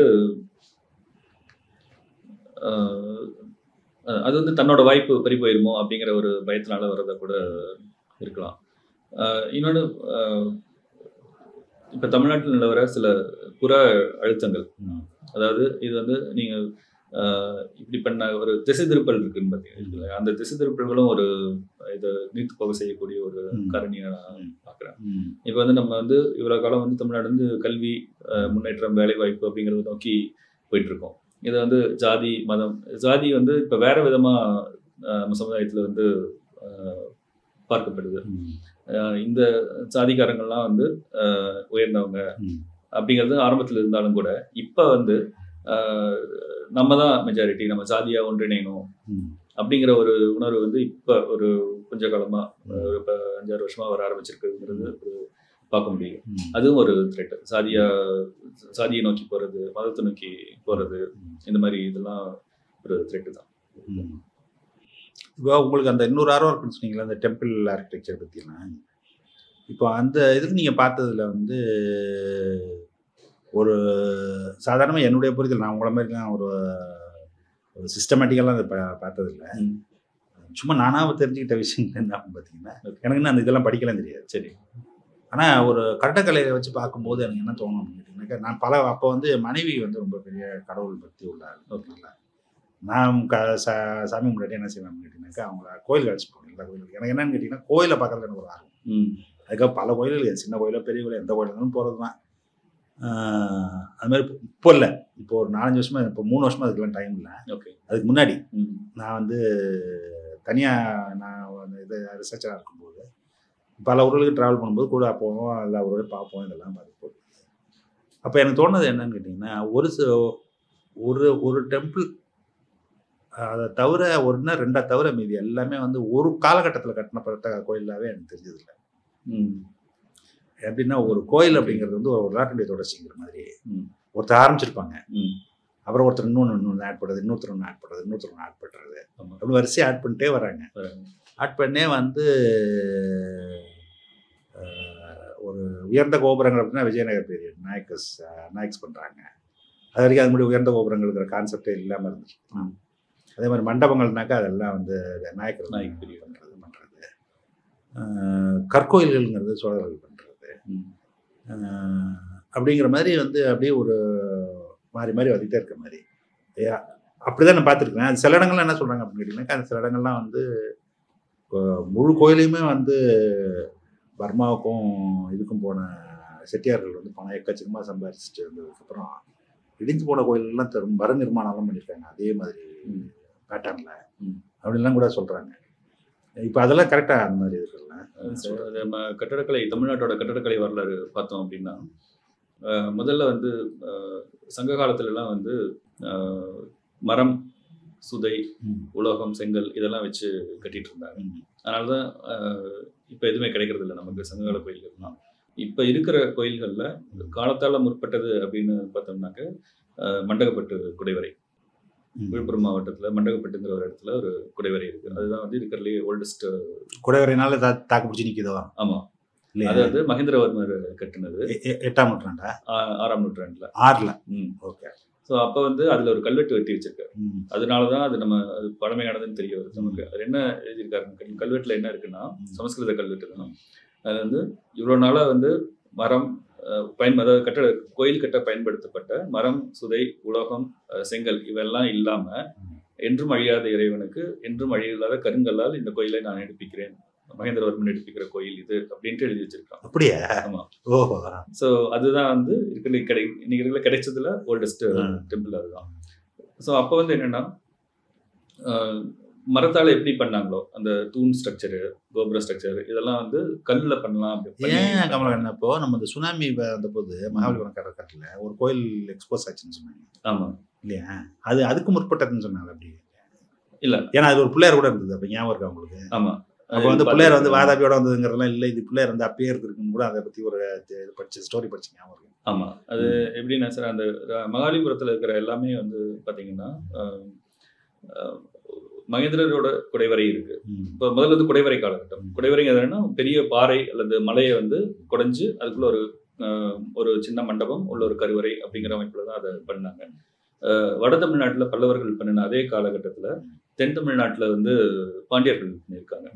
பிள்ளையார்பட்டி குடைவரை வந்து காலத்தால் முற்பட்ட ஒரு பார்த்தீங்கன்னா ரெண்டும் இது பெருசாக இருக்கும், சைஸ் மட்டும்தான் வித்தியாசம். பல்லவர்கள் பெரிய அளவில் குடைவரை எடுத்தாங்க, பாண்டியர்கள் வந்து சின்ன அளவில் குடைவரை எடுத்தாங்க. அளவுக்கு மாறும். ஆனால் அந்த பிள்ளையார்பட்டி குடைவரை வந்து சிவனோட குடைவரை, சிவன் கோயில் தான்.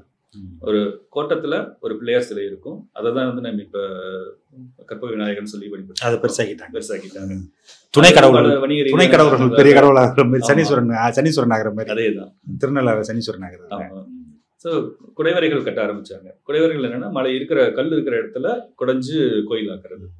அதுக்கப்புறம் இது வந்து மகேந்திரர் காலத்துல அந்த மாதிரி நடந்தது. அப்புறம் அவரோட பையன் நரசிம்மவர்மர் வந்து ஒரே ஒரு கோயில் மட்டும் தான் கட்டியிருக்காரு. மாமல்லபுரம்ங்கிறது வந்து மாமல்லங்கிறது நரசிம்மவர்மன் பல பேர் தப்பா நினைச்சிட்டு இருக்கோம். ஆனா மாமல்லங்கிறது ராஜசிம்ம பல்லவன் தான் வந்து மாமல்லன். நரசிம்மவர்மன் கட்டினது ஒரே ஒரு கோயில், திருக்கழுக்குன்றத்தில் இருக்கிற ஒரே ஒரு குடைவரை மட்டும்தான் நரசிம்மவர்மன் கட்டினதா நமக்கு ஆதரவுபூர்வமாக கிடைச்சிருக்கிற ஒரே ஒரு குடைவரை. அதுக்கப்புறம் மகாபலிபுரத்தில் இருக்கிறது பெரும்பாலும் வந்து ராஜசிம்மன் கட்டினது தான். அந்த பஞ்சபாண்டவ ரதங்களாகட்டும், கடற்கரை கோயிலாகட்டும், அது காஞ்சிபுரத்தில் இருக்கிற பெரும்பாலான கோயில்கள் வந்து ராஜசிம்மன் கட்டினது தான்.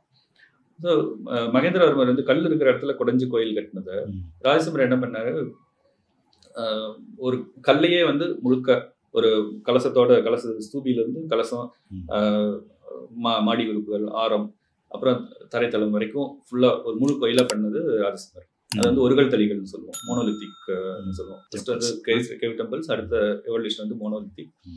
சோழர்கள் வந்து கல் இல்லாத ஊர்ல கல்லை கொண்டு வச்சு கட்டுறது, கொண்டு வந்து கட்டினது. அது வந்து ராஜசிம்மனே அதை இது பண்ணிட்டாரு. காஞ்சிபுரம் கைலாசநாதர் கல்லு கட்டுமான கோயில்கள் தான் அதுக்கு பேரு. ஸோ இந்த மாதிரி வரும்போது ஒருகல் தளிகளுக்கும் குடைவரைகளுக்கும் வந்து திருப்பணிகள் தேவையில்லை, அதில் எதுவும் மாறப்போறது இல்லை, இருக்கிறது அப்படியே தான் இருக்கும். ஆனால் கல்லை வச்சு கட்டினது வந்து நாளடைவில் சிதையறதுக்கு வாய்ப்பு இருக்கு.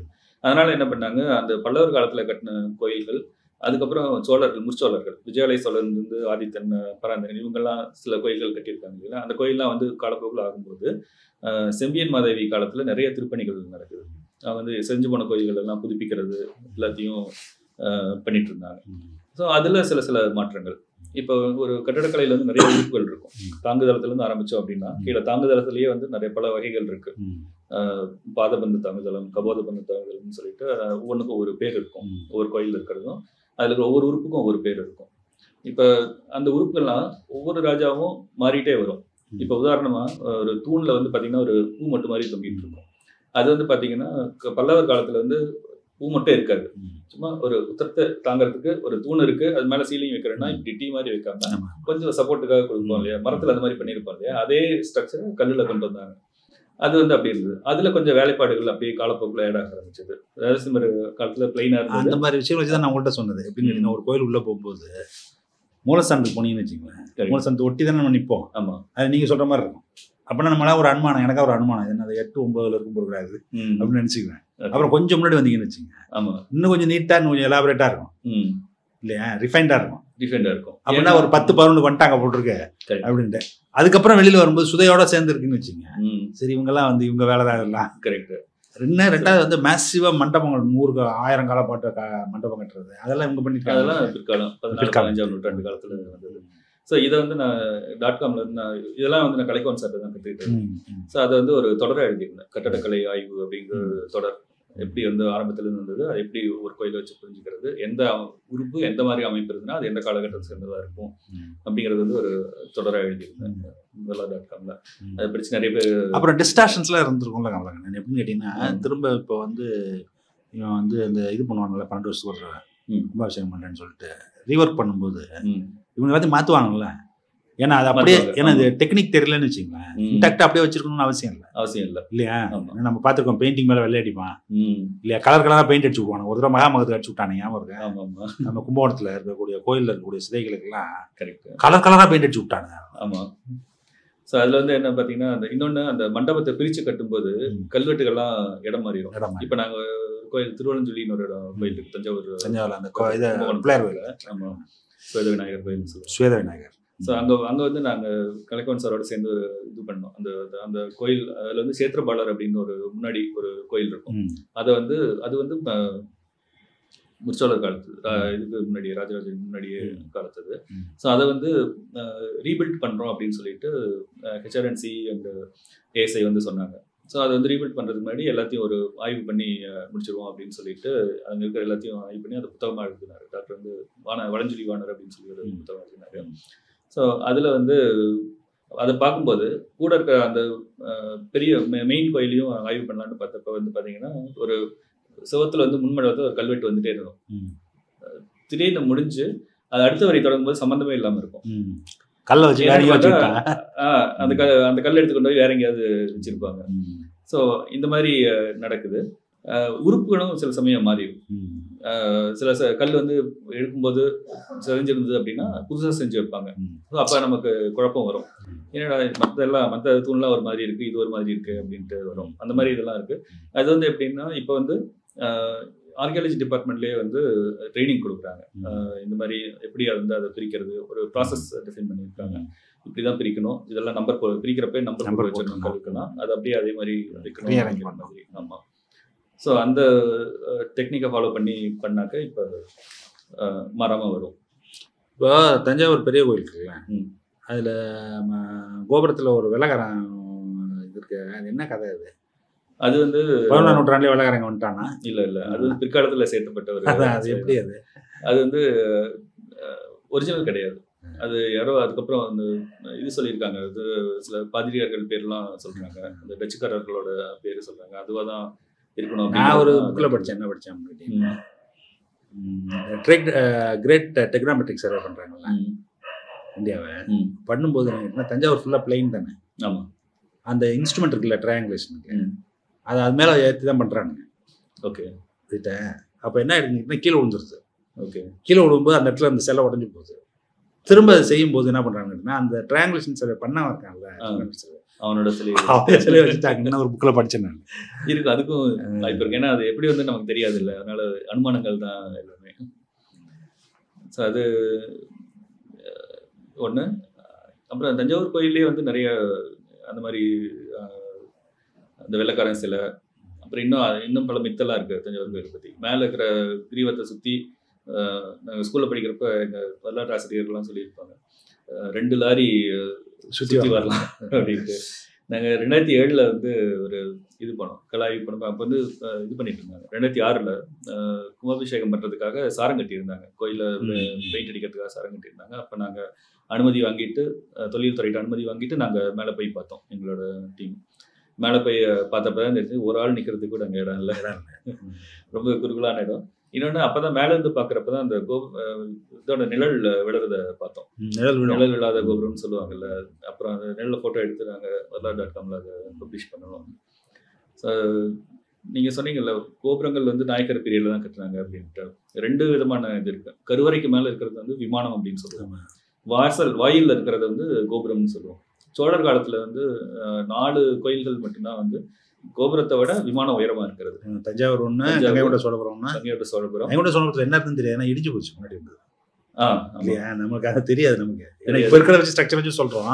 இல்லை, ஆனால் பார்த்தீங்கன்னா அந்த கட்டடக்கலை அந்த பரிணாம வளர்ச்சியை பார்த்தோம்னாக்க அந்த பீரியட்ல இருக்கிற அந்த பீரியட்ல உயரமான கோபுரம் இருந்திருக்க வாய்ப்பு இல்லை.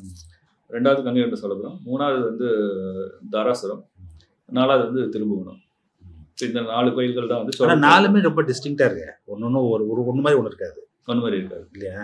ஏன்னா இப்போ தஞ்சாவூர் கோயில் பார்த்தீங்கன்னா ரொம்ப சிமெட்ரிக்காக இருக்கும் இல்லையா கோபுரம். ஆமாம். கங்கைகொண்ட சோழபுரம் பார்த்தீங்கன்னாக்கா அசிமெட்ரியாக இருக்கும். ஆமாம் இல்லையா, கர்வி லீனியராக இருக்கும். அது எப்படின்னா சார், அதில் விமானத்தோட வகைகள் இருக்கு, 3 வகைகள் இருக்கு. நாகர விமானம், திராவிட விமானம், வேசர விமானம் 3 இருக்கு.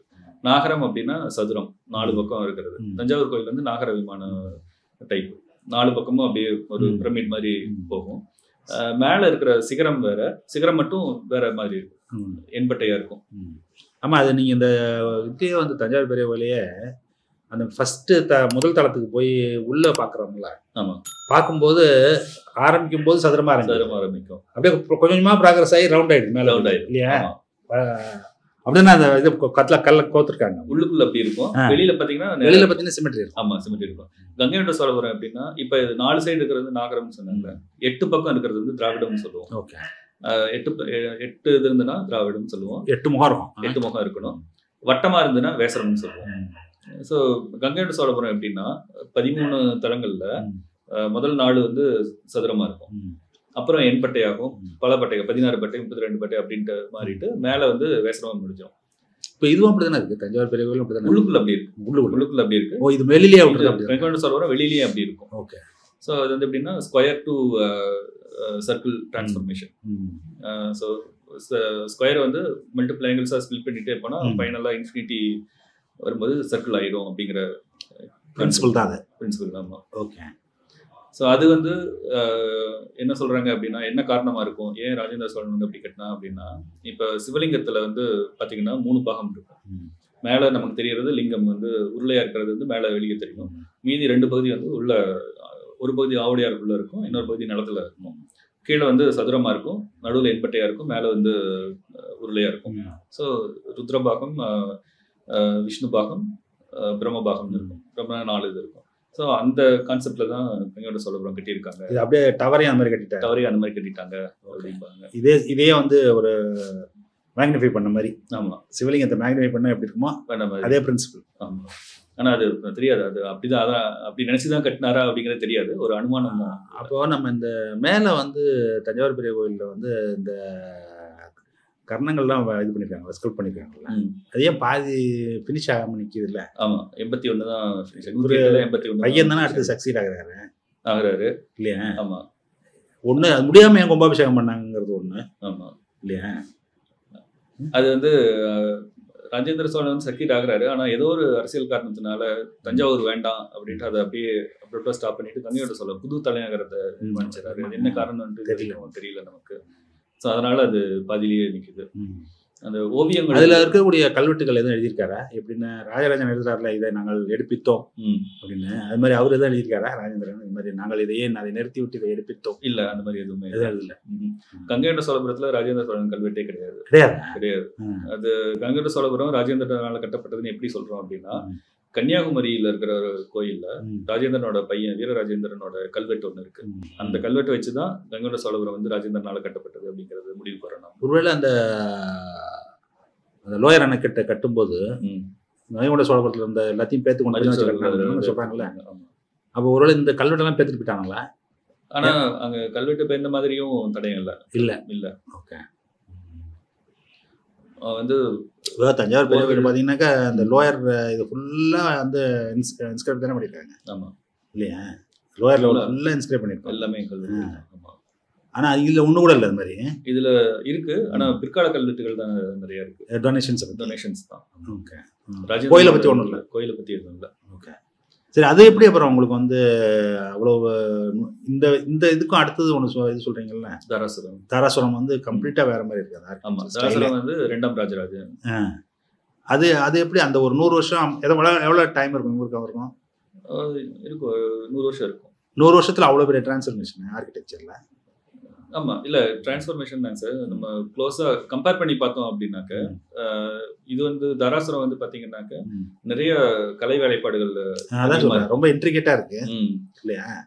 அதாவது நான் அதை பார்த்துட்டு நான் என்ன நினச்சேன்னு கேட்டிங்கன்னாக்கா, நம்ம அந்த இதுலலாம் பார்ப்போம்ல, வாதாபிலாம். ஆமாம் இல்லையா? அந்த அளவுக்கு ரொம்ப இன்ட்ரிகேட்டாக இருக்கிற மாதிரி இருக்கு எனக்கு. கரெக்ட், அந்த மாதிரி இருக்கு. ஆனால் அப்படிதான் வந்திருக்கு. அதனோட இடைப்பட்ட கோயில்களை பார்த்தோம்னா அந்த டிரான்ஸ்ஃபர்மேஷன் புரியும். ஆமாம்.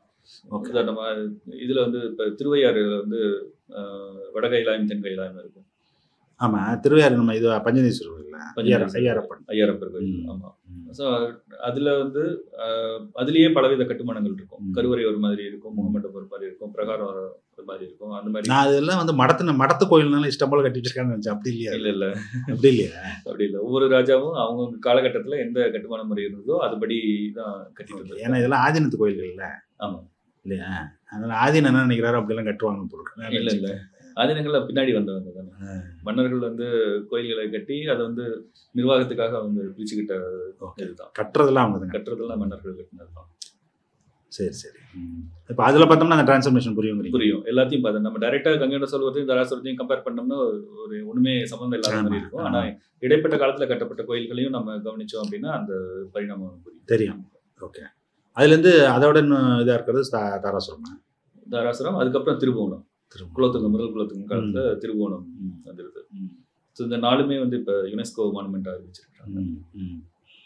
அந்த மகாலிங்க சுவாமி கோயில் அவ்வளோ பெரிய பிரம்மாண்டமான ஒரு கோயிலாக இருக்கு. திருவிடைமருதூர். அது என்ன இதில் சேரலையா? அந்த இதில் அது வந்து திருவிடைமருதூரும் கொஞ்சம் காலத்தால் உட்பட்டதுதான்.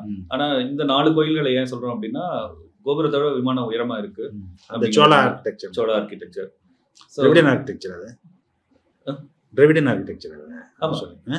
டிராவிடியன் தான். அதாவது டிராவிடியன் ஆர்கிடெக்சர் நம்ம எதை சொல்றோம் அப்படின்னா, அந்த எண்பட்டையா வருது இல்லை, அது வந்து திராவிட விமானம் அப்படின்னு சொல்லுவோம். நம்ம இது வந்து அப்படிதான் பெரும்பாலும் எல்லா கோயில்களையும் பெரும்பாலும் ஒரு அமைப்பாவது திராவிடியன் இதில் இருக்கும், எண்பட்டையில் இருக்கும். ஸோ திருவிடைமருதூர் வந்து பார்த்தீங்கன்னாக்கா அதில் காலப்போக்கில் அடிஷன்ஸ் நிறையா வந்துருச்சு. வளாகம் வந்து பிரமாண்டமாக இருக்கும், ஆனால் கட்டுமான வேலைப்பாடுகளில் தனித்துவம் அப்படிங்கிறது வந்து அதில் ரொம்ப குறைவாக தான் இருக்குது. யூனிக்காக ரொம்ப கரப்ட் ஆயிடுச்சு. இப்போ இந்த மாதிரி நம்ம இந்த பல்லவ ஆர்கிடெக்சர் இது சொன்னீங்களா, காஞ்சிபுரம் இந்த கோயில் கைலாசநாதர் அதுதானே ஃபர்ஸ்ட் இது டிராவிடியன் ஆர்கிடெக்சர் அப்படி இல்லையா? இல்லை, நம்ம வந்து டிராவிடியன் ஆர்கிடெக்சர் அப்படின்ட்டு சொல்கிறது வந்து தமிழ்நாட்டு கட்டடக்கலை அப்படிங்கிறது தான் அது மீன் பண்ணுறோம். ஸோ தமிழ்நாட்டில் இருக்கிற எல்லாமே திராவிட கட்டடக்கலைன்னு தான் சொல்லலாம். ஆமாம், ஓகே. ஸோ இதில் வந்து கைலாசநாதரில் வந்து என்ன சிறப்பு அப்படின்னா அங்காலயங்கள் அப்படின்னு சொல்லுவாங்க. அதாவது ராஜசிம்மர் வந்து முதல் கட்டுமான தளியை வந்து பனைமலையில் கட்டுறாரு. பனைமலை வந்து தாழகிரீஸ்வரர் கோயில்னு சொல்லுவாங்க. அதில் வந்து பார்த்தீங்கன்னா அதில் ஒரு முயற்சி பண்ணுறாரு. கோட்டங்கள் 4 பக்கம் கோட்டங்கள் இருக்கும்ல, அதை வந்து ப்ரொஜெக்ட் பண்ணி வெளியே எடுத்து வச்சு கட்டி பார்க்குறாரு. அதுக்கு அடுத்த முயற்சி வந்து கொஞ்சம் கைலாசநாதர் கோயிலில் அந்த கோட்டம் அந்த கார்னர் இருக்குல்ல, கர்ணப்பத்தின 3ஆக பிரிப்பாங்க. நடுவில் இருக்கிறது சாலை பத்தின்னு சொல்லுவோம், 2 பக்கம் இருக்கிறது கர்ணப்பத்தி, 2க்கு நடுவில் இருக்கிறது பஞ்சரப்பத்தி அப்படின்ட்டு சொல்லுவோம். ஸோ இது வந்து கைலாசநாதரில் பார்த்தீங்கன்னா ஒவ்வொரு கோட்டமுமே ஒரு தனித்தனி கோயில் மாதிரி அதை கட்டி அதுக்குன்னு தனி ஒரு விமானம் ஒரு ரூஃப் ஸ்ட்ரக்சர் வச்சு ட்ரை பண்ணியிருப்பாங்க. ஸோ அதை மாடலாக வச்சு தான் பெரிய கோயிலில் கட்டியிருக்காரு. ஓகே, ராஜராஜன். அதில் வந்து பெரிய கோயிலில் இருக்கிற ராஜராஜனோட கல்வெட்டுகளில் காஞ்சிபுரம் கைலாசநாதரை ஒரு குறிப்பிட்டு கச்சிப்பேட்டு பெரிய கற்றளி அப்படின்னு சொல்லி இருப்பார். ஆமாம். ஓ, ஸோ அதுதான் ஆக்சுவலாக என்கிட்ட சொன்னது வந்து கொடும்பாலூர் இருக்கிறத தான் மினியேச்சரை வச்சுக்கிட்டு இதை பெருசாக்கிட்டாங்க அப்படின்னு சொன்னாங்க. யாரோ இல்லை அப்படி கொடும்பாலூர் ஸ்ட்ரக்சர், கொடும்பாலூர் மூவர் கோயில் வந்து அதுவும் ஒரு யூனிக் ஸ்ட்ரக்சர் தான். அது வந்து ராஜராஜனுக்கு முன்னாடி கட்டுறாங்க. அவங்க வந்து வேலூர் கட்டுறாங்க இல்லையா, கொடும்பாலூர் வேலூர் கட்டும்போது அதை பார்த்துட்டு தான் இவங்க வந்து இதோட அவங்க ரொம்ப சின்ன ஆட்கள் இல்லையா, நம்ம எம்பையர் ரன் பண்ணுறோம், அதனால ஒரு எம்பையருக்கு உண்டான ஸ்டேட்டஸோட அந்த ஒரு ஸ்டைலில் கட்டுறது அப்படின்னு கதை சொல்கிறத கேட்குறது என்ன எனக்கு அதை பற்றிலாம் ஒன்று. ஆனால் கல்வெட்டில் ரெஃபரன்ஸ் வருது கைலாசநாதர் தான் வருது. இன்னொன்று சொல்லுவாங்க, ஒரு ஆர்கியாலஜிஸ்ட் ஒருத்தர் வந்து சொன்னார், இப்போ பெரிய கோயில் வந்து 216 அடி உயரம், அதனோட பேஸ்மெண்ட் இருக்குல்ல, பேஸ்மெண்ட் எவ்வளோ இருக்குன்ட்டு நினைக்கிறீங்க? ஆமாம், அது 4 அடி என்னமோ சொன்னாங்க. வெறும் 4 அடி. அதுக்கு ஏதோ ஒரு இது ஸ்ட்ரக்சர் சொன்னாங்க எப்படின்னா, அது ஏற்கனவே வந்து ஒரு மாதிரி ஒரு லேட்ரைட் ஃபார்மேஷன் தானே. ஆமாம், இந்த இது இருக்குல்ல வல்லம் பிளாட்டோ ஃபுல்லாகவே வந்து இந்த லேட்ரைட் இதில் தான் இருக்கும். அதில் இவங்க என்ன பண்ணியிருக்காங்கன்னு சொல்கிறாங்கன்னாக்கா ரிவர் சாண்டை வந்து ஃபுல்லாக இது பண்ணியிருக்காங்க, பேக் பண்ணி ஆற்று மணலுக்கு வந்து அந்த தாங்குறது போட்டு அதில் பண்ணதுனால தான் அது வந்து எந்த இத்தனை ஆண்டு 1000 ஆண்டுகளுக்கு மேலே ஆகியும் கூட அந்த ஸ்ட்ரக்சர் வந்து இன்டாக்டாக இருக்கு. அந்த அதான் ரீசன்னு சொல்கிறாங்க. அது ஒரு ஒன்று இடத்த தேர்ந்தெடுத்தது. ஏன்னா தஞ்சாவூரில் டெல்டா ஃபுல்லாக இடம் இருக்கும்போது இந்த லேட்ரைட் இருக்கிற இடம் இருக்குல்ல, தண்ணி இல்லாத இடம் அது. ஏன் இப்போ அங்கே தண்ணி ஓடுறது இருக்கு, அந்த புதார் வந்து வெள்ளைக்காரன் கட்டினது தானே, அது முன்னாடி அங்கே ஒன்றும் கிடையாது இல்லையா. அந்த இடத்துல வந்து அவங்க தேர்ந்தெடுத்து அதை பண்ணியிருக்காங்க. அது தொடர்பாக நிறையா மித்து இருக்கு. எவ்வளோ தூரம் அதில் இது சயின்டிஃபிக்காக நீங்களாக தான் சொல்லணும் எவ்வளோ வந்து இதெல்லாம். வரலாறு.comல நிறைய கட்டுரைகள் எழுதியிருக்கோம் அதை பற்றி, அந்த இதெல்லாம் என்னென்னலாம் அது மித்து அதெல்லாம் உண்மை என்ன அப்படின்ட்டு எழுதியிருக்கோம். சரி, இறுதியாக நம்ம அடுத்த தலைமுறைக்கு என்ன சொல்கிறீங்க? உங்கள் பயணத்து நெடிய பயணம் இருக்குல்ல, ஈரோடில் ஆரம்பித்து ஜப்பானில் டோக்கியோ வரைக்கும் போயிருக்கீங்க, அது வந்து நடுவில் அமெரிக்கா போய் வந்து திருப்பி அங்கே போய் திருப்பி வந்து திருப்பி போய் இந்த பயணத்தில் நீங்கள் என்ன சொல்ல விரும்புகிறீங்க? அது ஸ்கூல் முடிப்பாங்க, காலேஜ் முடிப்பாங்க, அவங்களுக்குலாம் ஒரு அவங்க பேட்டியை பார்க்குறாங்கன்னு வச்சுக்கோங்க, அவங்களுக்கு ஒரு ஒன்று சொல்லணும்ல, நீங்கள் என்ன சொல்லுவீங்க? எப்பவுமே வாழ்க்கையில் ஏதாவது ஒரு கட்டத்தில் தோல்வி வரும்போதோ அல்லது வந்து தடங்கள் வரும்போதோ சோர்ந்து நின்றாமல் அடுத்து என்ன, இதுலேருந்து எப்படி வெளியே வரலாம், என்ன செஞ்சால் இந்த தோல்வியை வந்து மறுபடியும் வாழ்க்கையில் சந்திக்காமல் இருக்கலாம் அப்படின்னு இருக்கிற கோணத்தில் யோசித்து முடிவெடுக்கணும். முடிவெடுத்துட்டு ஒரு வேலை வாய்ப்பில் ஒரு வேலையில் ஒரு தொடர்ந்து இருக்கணும் அப்படின்னா மற்றவங்கள விட நம்ம கொஞ்சம் தனித்துவமாக இருக்கணும். நமக்குன்னு ஒரு தனித்திறமையை உருவாக்கிட்டு என்னால் மட்டும்தான் செய்ய முடியும் அப்படிங்கிறது வந்து சொல்லக்கூடாது. ஆனால் மற்றவங்களோட என்னால் அதிகமாக செய்ய முடியும் அப்படின்ட்டு செயலில் நிரூபித்து காட்டணும். ஸோ அது மாதிரி படிப்பாக இருந்தாலும் சரி, படிக்கிறப்ப அரியர் இருந்தாலும் அதை அடுத்த செமஸ்டரில் கிளியர் பண்ணிக்கலாம். அது வந்து வேலையில் ஒரு வேலை போச்சுன்னா இன்னொரு வேலை தேடிக்கலாம். ஆனால் வந்து மனசை தளர விடாமல் தொடர்ந்து முன்னேறணும், இந்த நிலை மாறும் அப்படிங்கிறத மனசில் வச்சுட்டோம் அப்படின்னா அது நல்ல நிலைமையில் இருந்தாலும் கெட்ட நிலைமைக்கு போகிறதுக்கு வாய்ப்பு இருக்குது, கெட்ட நிலைமை இருக்கிறவங்க நல்ல நிலைமைக்கு வர்றதுக்கு வாய்ப்பு இருக்குது. ஸோ மாற்றம் ஒன்றே மாறாததுன்ட்டு மனசில் வச்சுட்டு நம்ம தொடர்ந்து முன்னேறிட்டு இருந்தோம் அப்படின்னா நம்ம வாழ்க்கை வந்து நீங்கள் அது சொல்கிறீங்க. முந்தா நாள் வந்து நம்ம மார்க் ஜுக்கன்பர்க் என்ன சொல்கிறாருன்னு கேட்டிங்கன்னா, ஏஐ வந்துச்சுன்னா மிடில் லெவல் இன்ஜினியர் சாஃப்ட்வேர்லாம் எவனுமே தேவையில்லை, எங்களுக்கு எல்லாம் அதே எழுதிடும் அப்படின்னு சொல்கிறாரு. நீங்கள் வந்து அந்த துறையில் இருக்கிறவங்க, நீங்கள் என்ன அதுக்கு என்ன நீங்கள் அதுக்கு ஏதாவது இது பண்ணுறீங்களா? அது என்ன இருக்குது? இப்போ வந்து அந்த ஒரு த்ரெட் வந்துட்டு இருக்கு. ஏஐ வந்து நிறைய வேலைகளை காலி பண்ணிடும். இப்போ நாங்கள் படிக்கிறப்ப காலேஜ் படிக்கிறப்ப ப்ரோக்ராமிங் லாங்குவேஜ்லாம் கற்றுக்கிட்டு நாங்கள் பக்க கணக்காக ப்ரோக்ராம் எழுதி ஒரு சாஃப்ட்வேர் கிரியேட் பண்ணதெல்லாம் வந்து ஏஐ வந்து சீக்கிரமாக பண்ணி முடிச்சிடும் அப்படின்ட்டு ஒரு நிலைமை வரும், கண்டிப்பாக வரும். பட் அதை தாண்டி அந்த ஆனால் ஏஐக்கு வந்து அது தானாக வேலை செய்யாது. நம்ம என்ன இன்புட் கொடுக்குறோமோ அதுபடி தான் அது வேலை செய்யும். ஸோ அதை ஏஐ வேலை செய்ய வைக்க வேண்டியது நம்மளோட இன்ஜினியர்ஸோட. அதுதான் வந்து நான் படித்தேன், ஃபீல்டு மாற்றிட்டே இருக்கணும். ஒரு கட்டுரை படித்தேன் நான். அதில் வந்து என்ன சொல்கிறாங்க அப்படின்னா, ஃபஸ்ட்டு வந்து கம்ப்யூட்டர் வரும்போது 80s இது வந்து எல்லாரையும் டிஸ்பிளேஸ் பண்ணோம் அப்படின்னு சொன்னபோது அவங்க எல்லாருக்கும் ஒன்று புரியல. என்னென்னா, இந்த கம்ப்யூட்டரை வேலை செய்ய வைக்கிறதுக்கு எழுதணும்ல ப்ரோக்ராமிங், அது பெரிய வேலையாக வரும் அப்படிங்கிறத யாரும் எதிர்பார்க்கல. அது வந்தது. அதே மாதிரி நீங்கள் சொன்னது அதில் எழுதினா என்ன எழுதினா அப்படின்னா, இவன் தான் சாட் ஜிபிடி இவர் இருக்காருல, அவருக்கு என்ன போன்றது அந்த அதில் ஒரு ஆர்டிகல் இருந்தாப்புல. என்ன இருந்தாருன்னா, இந்த மாதிரி வந்து ஏஐக்கு ஒன்றும் தனியாலாம் பண்ண தெரியாது, ஏஐயை ட்ரெயின் பண்ணுறது இருக்குல்ல, அது ஒரு பெரிய வேலையாக வரும் அப்படின்ட்டு. ஒரு பக்கம் டிஸ்பிளேஸ் பண்ணோம், இன்னொரு பக்கம் வந்து அதுக்கு உண்டான மாற்றா வந்து பெரிய அளவில் அந்த வேலையே வரும், அது தொடர்பான வேலைகள் வரும் கண்டிப்பாக சொல்லியிருக்காரு. அதனால் அது எப்படி நடக்குங்கிறது வரலாறு எந்த போக்கில் போகுதுன்னு தெரியல. ஆனால் நம்ம அதற்கும் எதிர்கொள்றதுக்கு தயாராக இருக்கணும். அது நீங்கள் சொன்ன மாதிரி அந்த ஃப்ளெக்சிபிலிட்டி வேணும். ஆமாம், தொடர்ந்து படிச்சுட்டே இருக்கணும். புது புது தொழில்நுட்பங்கள் வரும்போது அதை கற்றுக்கணும், இல்லைன்னா நம்ம தேங்கி போயிடுவோம். உங்களோட இவ்வளோ நேரம் பேசுனது ரொம்ப மகிழ்ச்சி. பல விஷயங்கள் பேசியிருக்கோம். நான் இது வரைக்கும் யார்ட்டையும் இந்த மாதிரி கோயில் கட்டக்கலையெல்லாம் யார்ட்டையும் பேசுனதில்லை, எனக்கு ஒன்றும் தெரியாது.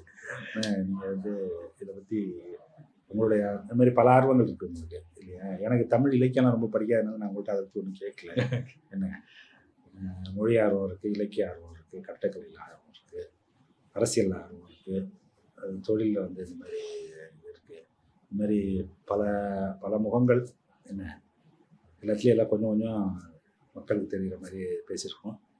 அது மாதிரி பல கமலக்கண்ணன்கள் வரணும். என்ன வந்து அடுத்த தலைமுறைக்கு நம்ம நல்ல ஒரு உலகத்துக்கு, ஒரு சமத்துவமான ஒரு உலகத்தையும், என்ன சமத்துவ உலகம் அடுத்த நம்ம குறிக்கோள், ஒரு உலகத்தை நோக்கி பயணிக்கிறதுக்கு இந்த மாதிரி நம்மளுடைய திறமைகள் தான் பயன்படும் அப்படின்னு நினைக்கிறேன். உங்களுடைய வருகைக்கும் உங்களுடைய நேரத்திற்கும் ரொம்ப நன்றி. சார்பாக ரொம்ப நன்றி. இந்த மின்னபலம் வாயில உங்களை கூட ரொம்ப நேரம் பேச வாய்ப்பு கிடைச்சதுக்கு மிக்க நன்றி. நன்றி. குறைந்த விலை, நிறைந்த தரம், தங்கள் தேவைகள் அனைத்தும் ஒரே இடத்தில். ஜெயச்சந்திரன். மக்களுக்கு நம்மளால என்ன செய்ய முடியுமோ யோசிக்கன்னா, மார்க்கெட்லயே கம்மி சேதாரத்துல இன்னும் 1% தள்ளுபடி கொடுப்போம். ஓகே, கேரட்டுக்கு 5000 தள்ளுபடி கொடுப்போம். தள்ளுபடி திருவிழா. மின்னம்பலம்.com தமிழின் முதல் மொபைல் பத்திரிகை.